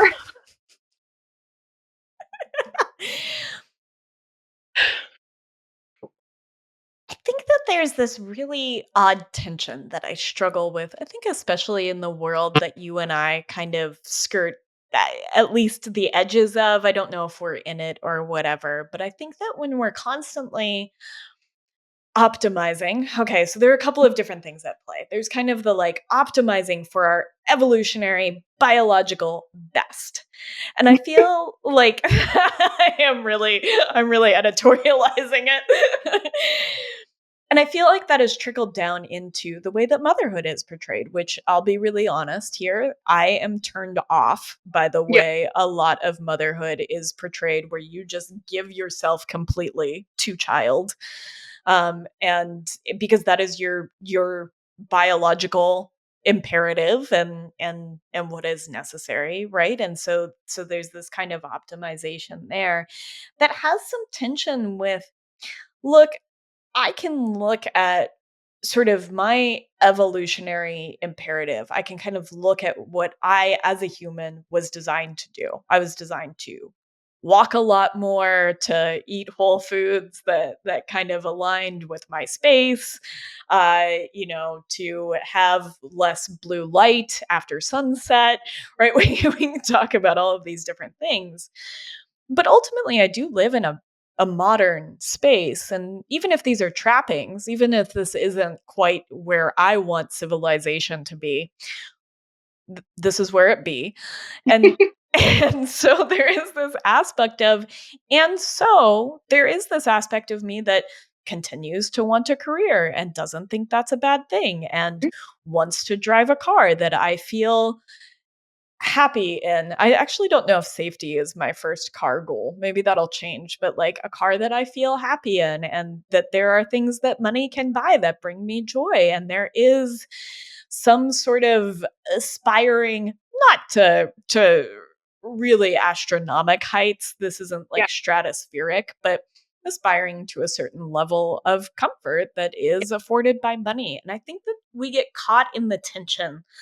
I get caught in the tension between Yeah. these two worlds sometimes. I do hugely. And I also am only recently stopped thinking having money is bad. Like your moral worth declining with the dollar you acquire. I do think there probably is a number. I don't know what the number is, but there is sort of a repugnant moment. There is. I've thought about this a lot. I don't know what it is, but some really weird things start to happen to people with a lot of money that feel With universal in the way that, okay, so there is a repugnancy. people with a lot of money have brain worms, and I think about it all the time because sometimes I have to interact with them. Brain worms, like Yep. it's like they're on another. It's like they're trying to communicate with me like through another dimension. It's like Yeah. not cool. Um. Anyway, but that really is a side topic. So I strive to have enough money for brain worms, and I don't think that's a bad thing. No. But I've recently gotten there. It's taken me I don't even know if I'm there yet. Like it feels it kind of feels like this dirty truth in some aspects of things to like want that. And I think again, I'm coming back to your list of things I want. And I think I have some baggage attached to some of the things I want. And I'm asked again, like, how much surrender is a part of this? Of like, okay, I can't take these bags with me into what I want, because I feel right now when I look at how I'm trying to live into the life that I want, Mm. like there are these things that I want and they have little, but it's not okay to want that. Little baggages with them. They've got like this little line of heavy things associated with them. And so I'm not even surrendering myself to what I want, if even, the wanting of that, because it's also being open to, wanting what happens along the way. Two questions. Number one, do you feel like you can surrender in life? And number No. two, No. because I'm No, clinging to youth with my Gollum arms. like, I mean, it does seem pretty potentially obvious for me, at least, that like my pathological inability to surrender to anything um, is like because I never could safely or whatever. Yeah, Something yeah, like that. yeah. If I wasn't in control, then I wasn't safe. Mhm. Yeah, absolutely. Yeah. It's hard to kind of rewire a nervous system now that we're in our mid 30s.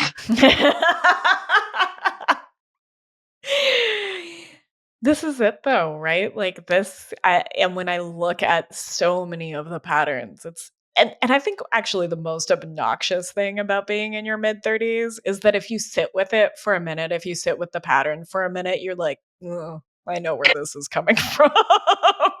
So boring. Yeah. But I also don't always know how to shift it, right? Like, and it's not that I don't have tools, it's not that I haven't done the work. I have. And it's interesting that this last bit of personal work that I've been doing, because I took a couple of years off of personal work. I was like, I want to do no more. Like, I need hiatus on personal work. Like, the person that I am is just going to have to suffice right now. Right. Mm. And I came back and I'm working with this guy, and we don't talk about the past at all. And I love this. He's and his theory behind this, and if he's listening to this, he's probably gonna be like, that's not quite right, but that's okay. His theory behind this, right, is those patterns, however they got set, actually at some point is irrelevant. Obviously, if it's really bogging you down, I Mhm. think there's a lot to be said for working through what has happened and talking about that. But for me and where I am, it's done, right? Yeah. Like, cat's out of the bag, and now it's just, how do I work with what's here? Mhm. Mhm. But I think that sticky part of being in your mid-30s is this: I can see it, I can name it, I can probably come up with some tools that would help it. Now I just have to do it. You've been ruminating on this shit for like decade plus. I mean, it depends when you started your work, but like potentially 15 years Mhm. moaning. Um, I'm in the position right now of potentially like having a bit more contact with my dad, and I actually do have more contact with him now than and surrender is a huge part of this too. That is really effing hard. Of just like, why can't I let like a stupid comment just live in the air without me? Why do I have to respond? Why can't I Yeah. just let it be? I don't have to fix it. I don't have to fix it. Um, I mean, fundamentally, the reason that we don't have a relationship is because I was unable to not respond to poor behavior. Yeah. Like Yeah. 10% of the time, like destructively poor, but 90% of the time, like fine poor. Yeah. Like no one's dying. Yeah. I have the same thing with my mother, just to give you This that is helpful. context, and Yeah. have a low contact relationship. Yeah. And at a certain point, that point is right now, because I'm 34, like I should have the emotional toolkit to be able to sit in a room with my dad wrong and not take the bait Yeah. and be pleasant. Yes. Yeah. So we're gonna try. It's next weekend. I don't know how it's gonna go. I think you have some. I mean, you have some good intentions set for it. I think that's that counts for something. But this is that experience, right? Like, I don't know if it's mid-30s where the cows have come home. Is it the cows have come home to roost? Cows don't roost. What is that saying? I think cows are coming home. Yep. Cows The are chickens coming home. are home to roost. Cows are not roosting. Cows have come home. Mhm. Chickens are roosting. And it's time to really face and deal with it. I think, like, you've built a toolkit, you've built the ability to be aware of it all, and I feel like now is the action piece, and the action piece is hard. Damn it. I think that's true of the discipline too, right? Like, we've had like our had our undisciplined times, right? It's time to be able to turn that on, to toggle that on and off a little bit better, right? I'm not saying that I want to be disciplined at all times, because I have a wild hair and a lot of like wanderlust wildness that I absolutely don't want to tame. But I want to be able to toggle it on a little bit better. I want to be able to move into action, to decide I can have a relationship with my mother that is different, and I cannot take the bait. Mhm. And this is reminding me of I have a real avoidant problem with complicated relationships. I just want to avoid. I want to pretend we never met. Conflict Rather free. than conflict. And if there's conflict, it's like, I don't need to do this. Yeah. I could just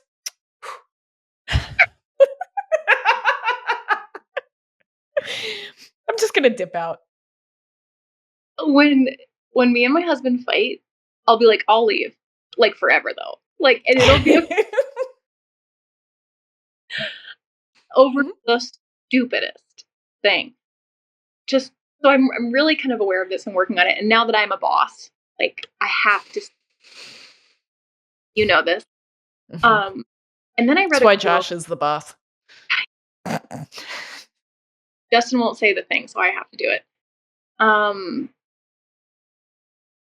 the quote was like, "Relationships only grow through conflict." Hmm. And maybe not only. But I think if you conflict mean not just necessarily a negative conflict, but even just like doing something hard together, I realized that so many of my relationships that I was so protective of not letting there ever be a conflict in were actually stagnant, like Mm. frozen relationships, not alive. And the bonds were like not that tight actually, because I was so upset of potentially setting off the apple cart with a one tiny little thing that's actually not a relationship at all. You're And calling me out right now in some areas of my life. the worst. It's the worst. And like, so I'm in the feed store is in a building with we have three businesses, two other business owners in there. And like, we have to have hard talks all the time. Little shit. Like, oh, well, if we both sell wreaths, like that's weird kind of for the customers. Like, we have to kind of pick and choose what each side's going to sell. And like, who added this to cart first kind of thing. Mhm. And these are some of the tightest relationships in my life with, I think, the most trust, even though they're not the easiest ones. Is this not what it is to be a herd animal, that growth happens through friction, through conflict? Yeah. Right? That makes so much sense when you say it out loud. And and I wanted to talk to you about this because I've been thinking a lot about building on the ground community. And Mhm. you opening the feed store for me was your big bid, big risk to do that. I also like that it felt partially born out of your anger at them cutting the coffee program. And I love somebody that's gonna do something out of spite. Yeah. But this is a big bid to build on Mhm. the ground community. And I think that it matters in community building. And nobody tells you this in our little nuclear, isolated, curated social media boxes is really messy. Mhm. Mhm. Mhm. And sometimes when I had the vision of the community I was going to build in my mind, it's like a cartoon version where like everyone's like, "Hi, neighbor," and like holding Uh-huh. Leave it to Beaver? like community is just like some of our customers who come in all the time, like run their mouth and are always complaining about someone else, and like we're sort of, oh, there's so and so here to bitch again, like that's part of the community. Community. Yeah, yeah. Yeah. Nosy Nancy is a part of the Yes. community. Yeah, yeah, and welcoming her in is a part of building said community. Hmm. And I do feel it happening. I feel it happening. Like there's days that I walk in and again, it's like so it's like birthing Morgan. It's like this is so not about me. Like I was simply a vessel.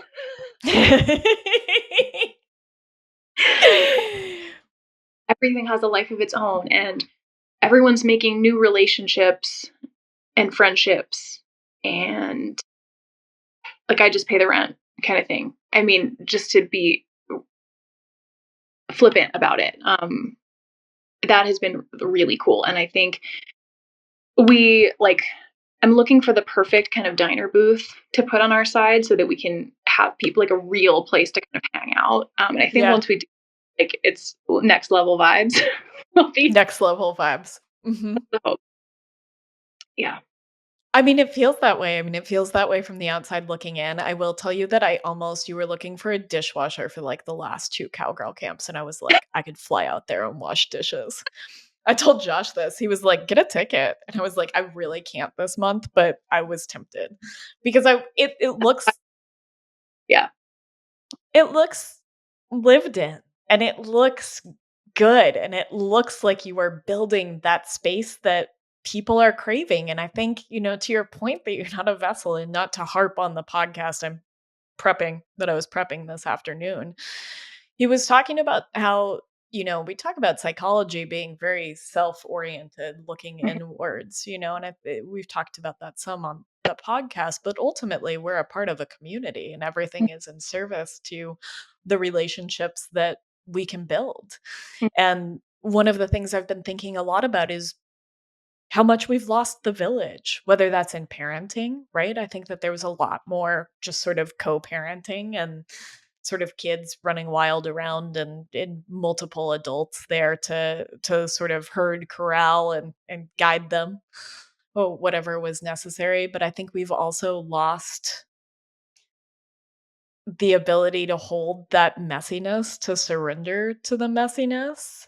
And I think we've lost one of the things that I feel that you really get to experience, and seeing people day in and day out, and talking to people about their hopes and dreams, and what's hurting within them, is the opportunity to not feel special. Like, we are not special. And I think that so many times, and I love this about the podcast too, right? When I'm vulnerable and I turn my insides outward, somebody's like, "Oh, I feel that too." And it was something that I felt shame for, that I thought I was like alone and special in this. And it's like, "Oh no, you're not special."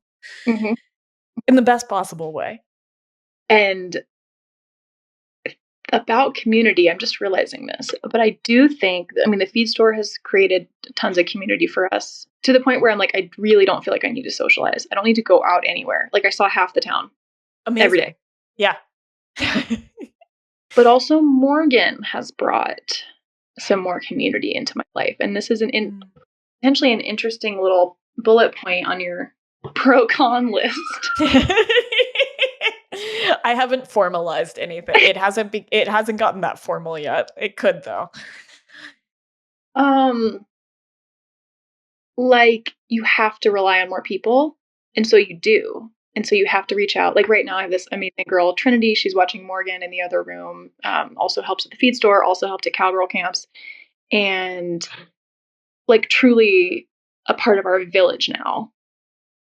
And, my relationships with my neighbors, they'll watch Morgan sometimes. They never even hardly talked to me until they saw I was pregnant, and was like, "Hey, I just want to let you know I Mm. love baby." Like, so there's new relationships being formed. Mm. And I have found, as much as I hate making myself vulnerable, there is kind of like a respite in having to ask for help. It's like, hurt so good. Mm. It's like, I don't want to do it, don't want to do it, and then, oh my gosh, like, I have no choice, and it feels so good to be helped. Mm. Yes. I had to ask for a lot of help the last 2 years without Josh here. I mean, just like farming by myself. I had to ask for help a lot, and it was have you heard the window of tolerance analogy, right? Like in therapy speak? Yes, yes, yes. It was like prying open that window of tolerance. I often referred to it as being waterboarded by help. Like, it felt a little bit like torture. um, and it was amazing. Like, it was truly incredible to receive it and to let that in. And I feel like, when you look back on your years of farming, like, do you look back on that era with kind of an odd fondness? not yet. Not yet. Too close. Not yet. I'm not there yet. I'm still picking up the pieces of me that I lost in the times when, speaking of being a herd animal, I would not see another human for 2 weeks. And it like broke me in a really strange way. Like, I would go days without talking to anybody. Um, Whoa. and it did some weird things psychologically. I joked a lot about it being my shining moment, like my Stephen King, The Shining moment. Yeah. And then it kind of was like I kind of lost my mind and it wasn't such a joke. But I did learn a lot about help. And I think I have a new emphasis on how important it is that we are herd animals and Mhm. for us to have help, to have community, to have grown to think about this. There was this summer I was taking a nap we had one bottle baby this year, just one little, and I got really close to her because it was just kind of the two of us against the world for a minute there. So it was just like me and Sharky. And um, and I was taking a nap with her in the field, and when I went to sleep, it was just the two of us. And when I woke up, our the goat that he's kind of the alpha goat, he's a wether, but he's also very himself. He's very serious and he takes his role very seriously. But when I woke up, he was just standing, watching for us, like protecting us, making sure that nothing happened to us while we slept. And thought a lot about like community is how we hold vigil, right? Like it's how we hold things when other people can't, and just what a gift that is to have somebody like to be carrying something. And it can be something beautiful, right? It can be something that you want to carry, but that you need to set down and to have somebody be like, I want to pick that up and hold that for you. Like let me carry this for you. And Mhm. how hard it is to feel worthy of that. That's what I struggled with a lot, like, to feel worthy of having something to carry, to not feel like it was a math that I had to then carry an equal thing, and to also put into, like, I love doing that for other people, Yeah. and so I'm not special, and other people must feel the same way. And one of the things that I really notice about my workaholic addiction right now is like not showing up for the community. When I go to a friend's birthday thing, it's like I fly in 10 minutes Yeah. late and I didn't bring a side like I was supposed to. And I feel it you know, like I haven't seen my sister-in-law, in like 5 months practically. Mm. And I feel like I think it's important to kind of look that on the face and be like, this is dark. Like this is not normal. Yeah. It is it is not normal to live this way, except it is. We're all living this way. I mean, speaking so Exactly. Yes. yeah. Both. Yeah, but just that it's quite an exception in the history of humanity and like it is bad for us. I kind of feel like like we're all modern humans or like zoo animals like be reintroduced we're in the wild and we're like trying to shake hands with like other ducks. Like how do you do? Like we Yes. don't be in Is that how do you do, fellow ducks? Um, freedom. The hidden life of trees. no, it sounds familiar, but I think no. but he talks about like seedlings that sprout in the wild versus seedlings that sprout in pots. Like the Forest Service trying to plant like 10,000 trees a day or whatever. They're like little pathetic. They like don't know how to talk to the other trees, and the Yeah. other trees don't share resources with them, and they Oh, wow. die. Um, Whereas when you sprout naturally as a seedling, you sprout like near your family members who, the mycorrhizal network will share resources with you and take care of you. Um, yeah, I feel like we're all these weird little saplings. Wow. These transplanted saplings. Yeah, that don't know how to communicate. Yeah, we're animals in captivity and we're trying to re-release ourselves into the wild. And I appreciate that, right? Like we're trying to like Mhm. we've broken free from our cages and we're in the wild and we're like, I don't know what to do now. I don't know how to be here. And That also gave me a question mark about why we have so many tree planting initiatives, and that is a side note. But, um, yeah, I mean, and I think, and what I'd say to you in this is I think we're supposed to hold new parents as they try to figure out what it is to parent, that it's us coming to them and not the other way around. And I've known that I've been a poor friend in that at times too, right? Like just so involved in my own stuff that I haven't been good at providing that care during that time that I know is important and needed. And so, I mean, and again, that is that like, how do you do, fellow ducks? I like, we do not know how to do this. Yeah. And I Like, don't, oh, we had a customer who went through like a tremendous loss, just the most heartbreaking thing you can think of. And I was terrified for her to come in because I've never been showed, I have no idea how to be a human in front of someone else's grief. Like I'm so unpracticed. Um, and she came in, and that's the gift of like presence, of like just being face to face with someone. You just have to be present. There's the only yeah, way out is, it was like is through. totally, was actually like really beautiful. But if it had been up to me, I probably would have like avoided her for the next 50 years. Yeah. Yes. I mean, this is the podcast I'm prepping, is it's about grief.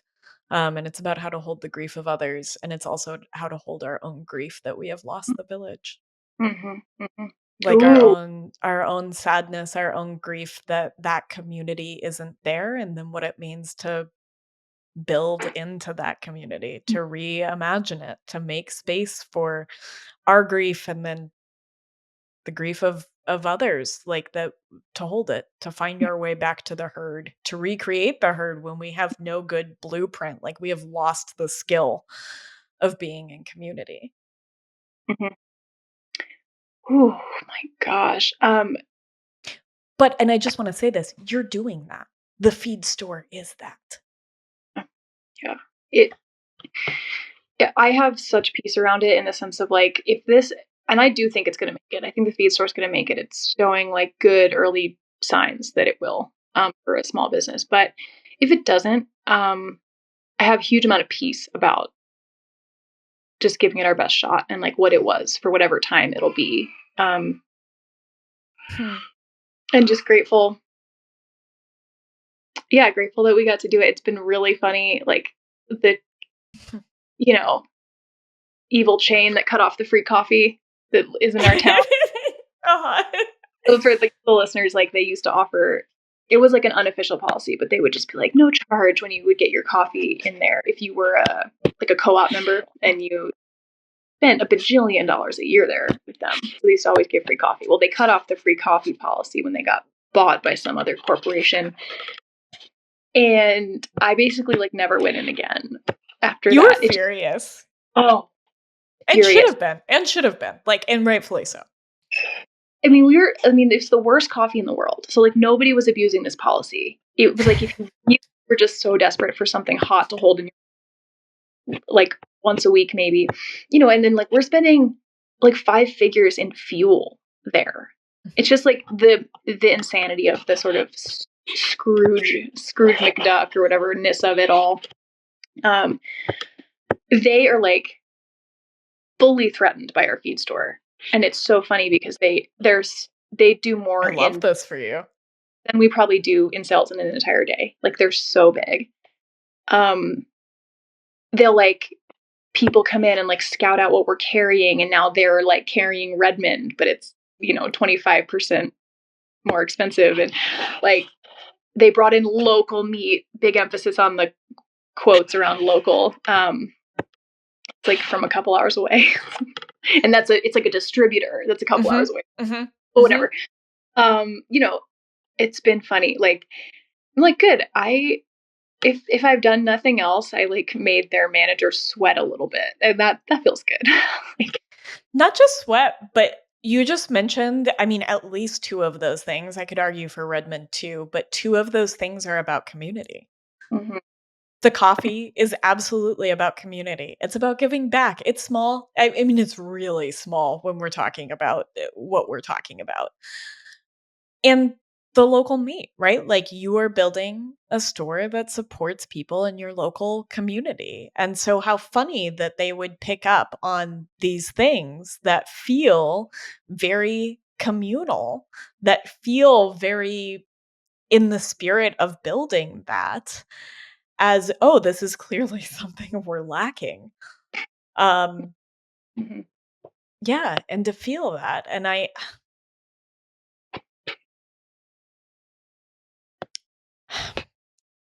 I think that the decision, and we've talked a lot about trying to make math, and God, I've looked at a lot of stuff in my life lately, and I don't know if it maths, the literal math of it, the financials of it, not just the math of it.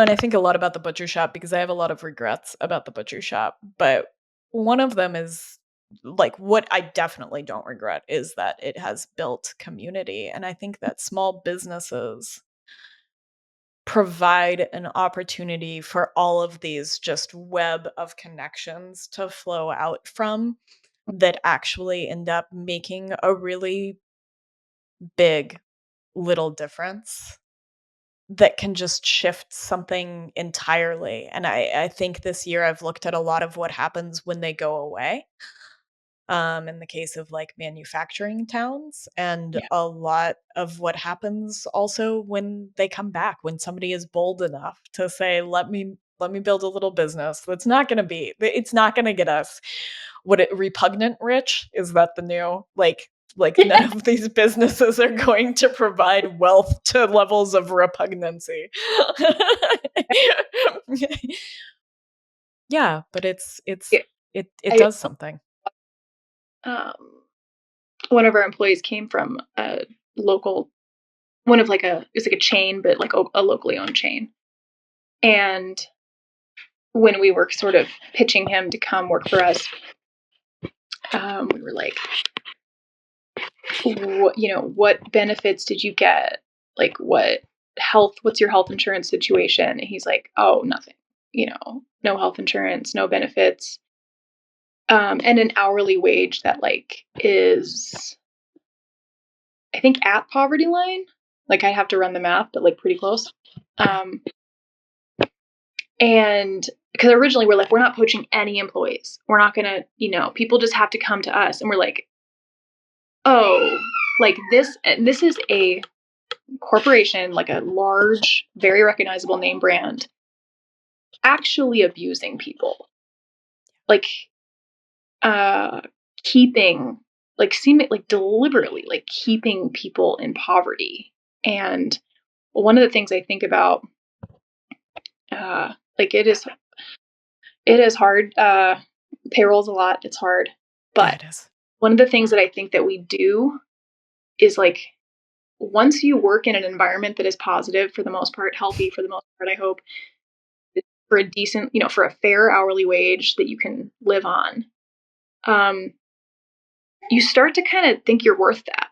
You're worth that. You've been respected in a positive, healthy environment and compensated for your time. I like to think that wherever like our team members go next, they will then demand that same and better. Um, and I'm like, shit, if nothing else, that's worth it too.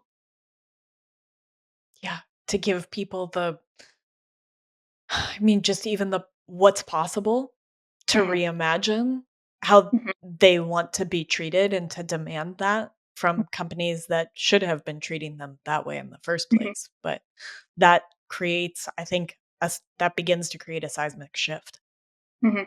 Yeah, I like the feeling of just being like a frustrating little cog in some future hiring manager's wheel who's like, well, I have to match his own salary. Me, me, me. Yeah, reveling in being the problem child is definitely a theme for both of us. Just thrilled to be the problem child forever. Or, I wanted to ask you, I know we've been so many places in this conversation, but I did want to offer, like, if you wanted to ask any nitty gritty, offendable motherhood questions, like, I will be offended and will probably. Okay. I mean, I was But gonna ask how you wanted to kind of wrap up and make sure that you're good on time. I don't want to go over any time limits that you have. like, I'm probably good till like 3:15. Okay. I mean, yeah, I think I do. I'm trying to think of like I have a couple of strange ones for me. Don't How do you feel getting through the baby phase? I think especially knowing like the only thing that makes my ovaries hurt, I'm putting this in such big quotes right now, is when I see adult children with their parents or teenagers. Um like that kills me. I love that. And going through the parts that I'm not sure I'm going to like, baby included, that scares the shit out of me. a, I found it very freeing. I was listening to a podcast where the mother talked a lot about how, like, she took the pressure off herself to like every phase and to determine, like, well, if I don't like babies, am I a bad mom? If I don't want to have a toddler and I'm really giving myself grace. I've only been in the baby stage, but I do really feel that, like, where I will excel as a mom is in front of me. And the really cool thing about the baby phase, everyone's like, it's so short. It's so short. It flies by. It's literally days. It's days. Like, it's as short as summer. Like, it's as Yeah. short as, like a farming It's a season. season. I didn't wrap my head around how fully short it was. I mean, Hmm. even at, say, like 4 or 5 months old, he kind of wasn't like a baby anymore. Like, he Yeah. is a little boy. Obviously, he's like clinically a baby, but he's like with his like things he likes to do and like on little missions and stuff. Yeah, so I found like everything was just so fast Hmm. in both a good way and kind of like a sad way, but it's actually really nice. And I feel like the parts that I'm gonna love the most, like having a young adult, like a that actually is like pretty long. You get Yeah. that. That's like the whole That's the meat. juice. That's kind of the thing. Mm-hmm. Mm-hmm. That's kind of the gig is like, from let's call it 9, 7, I don't know. Everybody pick what it is for them. 10 And that's up. That's most of it. yeah. And I'm really just trying to like set us up. I want him to want to be around us once he's really cool. Like Yeah, that's the dream. That's what I see with my neighbors where I'm like, "Oh, wow, these kids, like, willingly come home to hang out with their parents," and it's beautiful. Um, yeah, I think that's one of my big ones. I have 2 more that come quickly to mind. One is navigating and I think there's, like, 2 questions in here, but I don't have the traditional desires of motherhood. I don't wanna share my body. I want a career. I Some of these things that are being proffered in the Instagram space, I find turnoffs. And so I think one of the things I'd ask is how you navigate doing this your way. And I mean, in some ways, now that I've asked it, like, you're so beautiful at articulating how you do things your way all the time. So it's no wonder that you would do this your way. But I think that's one of my worries. I have this fear that I'm like not warm enough, not mushy enough, Yeah, that not give. Um, and the only thing I feel like that has sort of been helpful is like that my husband is. It turns out, and like you never know what kind of parent your partner is going to be. Like there's like clues, but I do feel like he's warm enough, like for both of us. Yeah. And Josh is really warm and gushy. Yeah. He loves babies. And I feel like you can set each other up to like be the best parent. You can just take the parts that you're really good at. And also I have found 2 parents to 1 baby, gray ratio.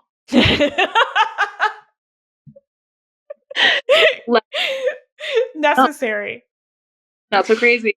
Busy. Like sleeping, pretty good sleeping. I'm running different math on like if we want to have a second, because like 2 to 2, tougher ratio, potentially quality of life like down more.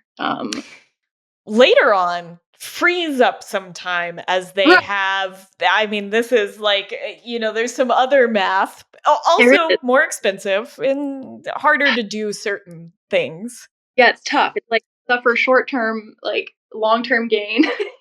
Yeah. So we have like 3 minutes, and I have a billion offendable mom questions, but I also just feel like Justin deserves a big. I don't know. I feel like we should just wrap it up with like at least something small, because the best dad. He is the one when Morgan cries in the middle of the night. He gets up, he goes and gets him. He makes a bottle, or when I was breastfeeding, would give him to me. All I would do was sit up in bed, and then he would change Morgan's diaper like while I'm holding him or feeding him. Now I just hold the bottle, like I roll over in like a sleepy stupor, hold the bottle so Morgan can drink, and then Justin changes the diaper and then whisks him back to his room. What a dreamboat. He's just a dream. He's just a dream. And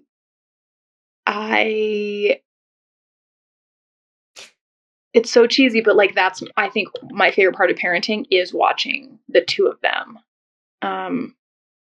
Here's a very offendable question. Do you ever get jealous of Morgan for having Justin's attention? Never. This is something I worry about. And I do want to frame that. Mm-hmm. I was worried about that too, and I don't. And in fact, it's actually really nice they have each other. I feel like more free. I love that. Okay. Yeah, actually that was a huge question. So thank you. Okay. My phone is on 2 and it's about to die. Okay. This was amazing. Did we miss anything? Do you feel like we hit it? We got it? You're magic. Yeah. You really do. Like I hold you up as an inspiration and aspiration sometimes of who I want to be in this world. And I just think you're incredible. And we'll have links to everything. I'm so grateful to you. I have so much admiration. Thank you for having me back. Thank you so much for listening to this episode of the Mind, Body, and Soil podcast. If what you found resonated with you, may I ask that you share it with your friends or leave us a rating and review wherever you listen to podcasts? This act of reciprocity helps others find Mind, Body, and Soil.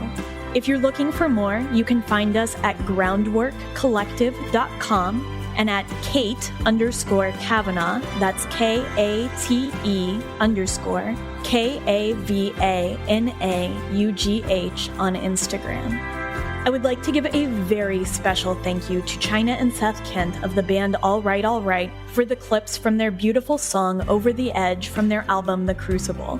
You can find them at All Right on Instagram and wherever you listen to music.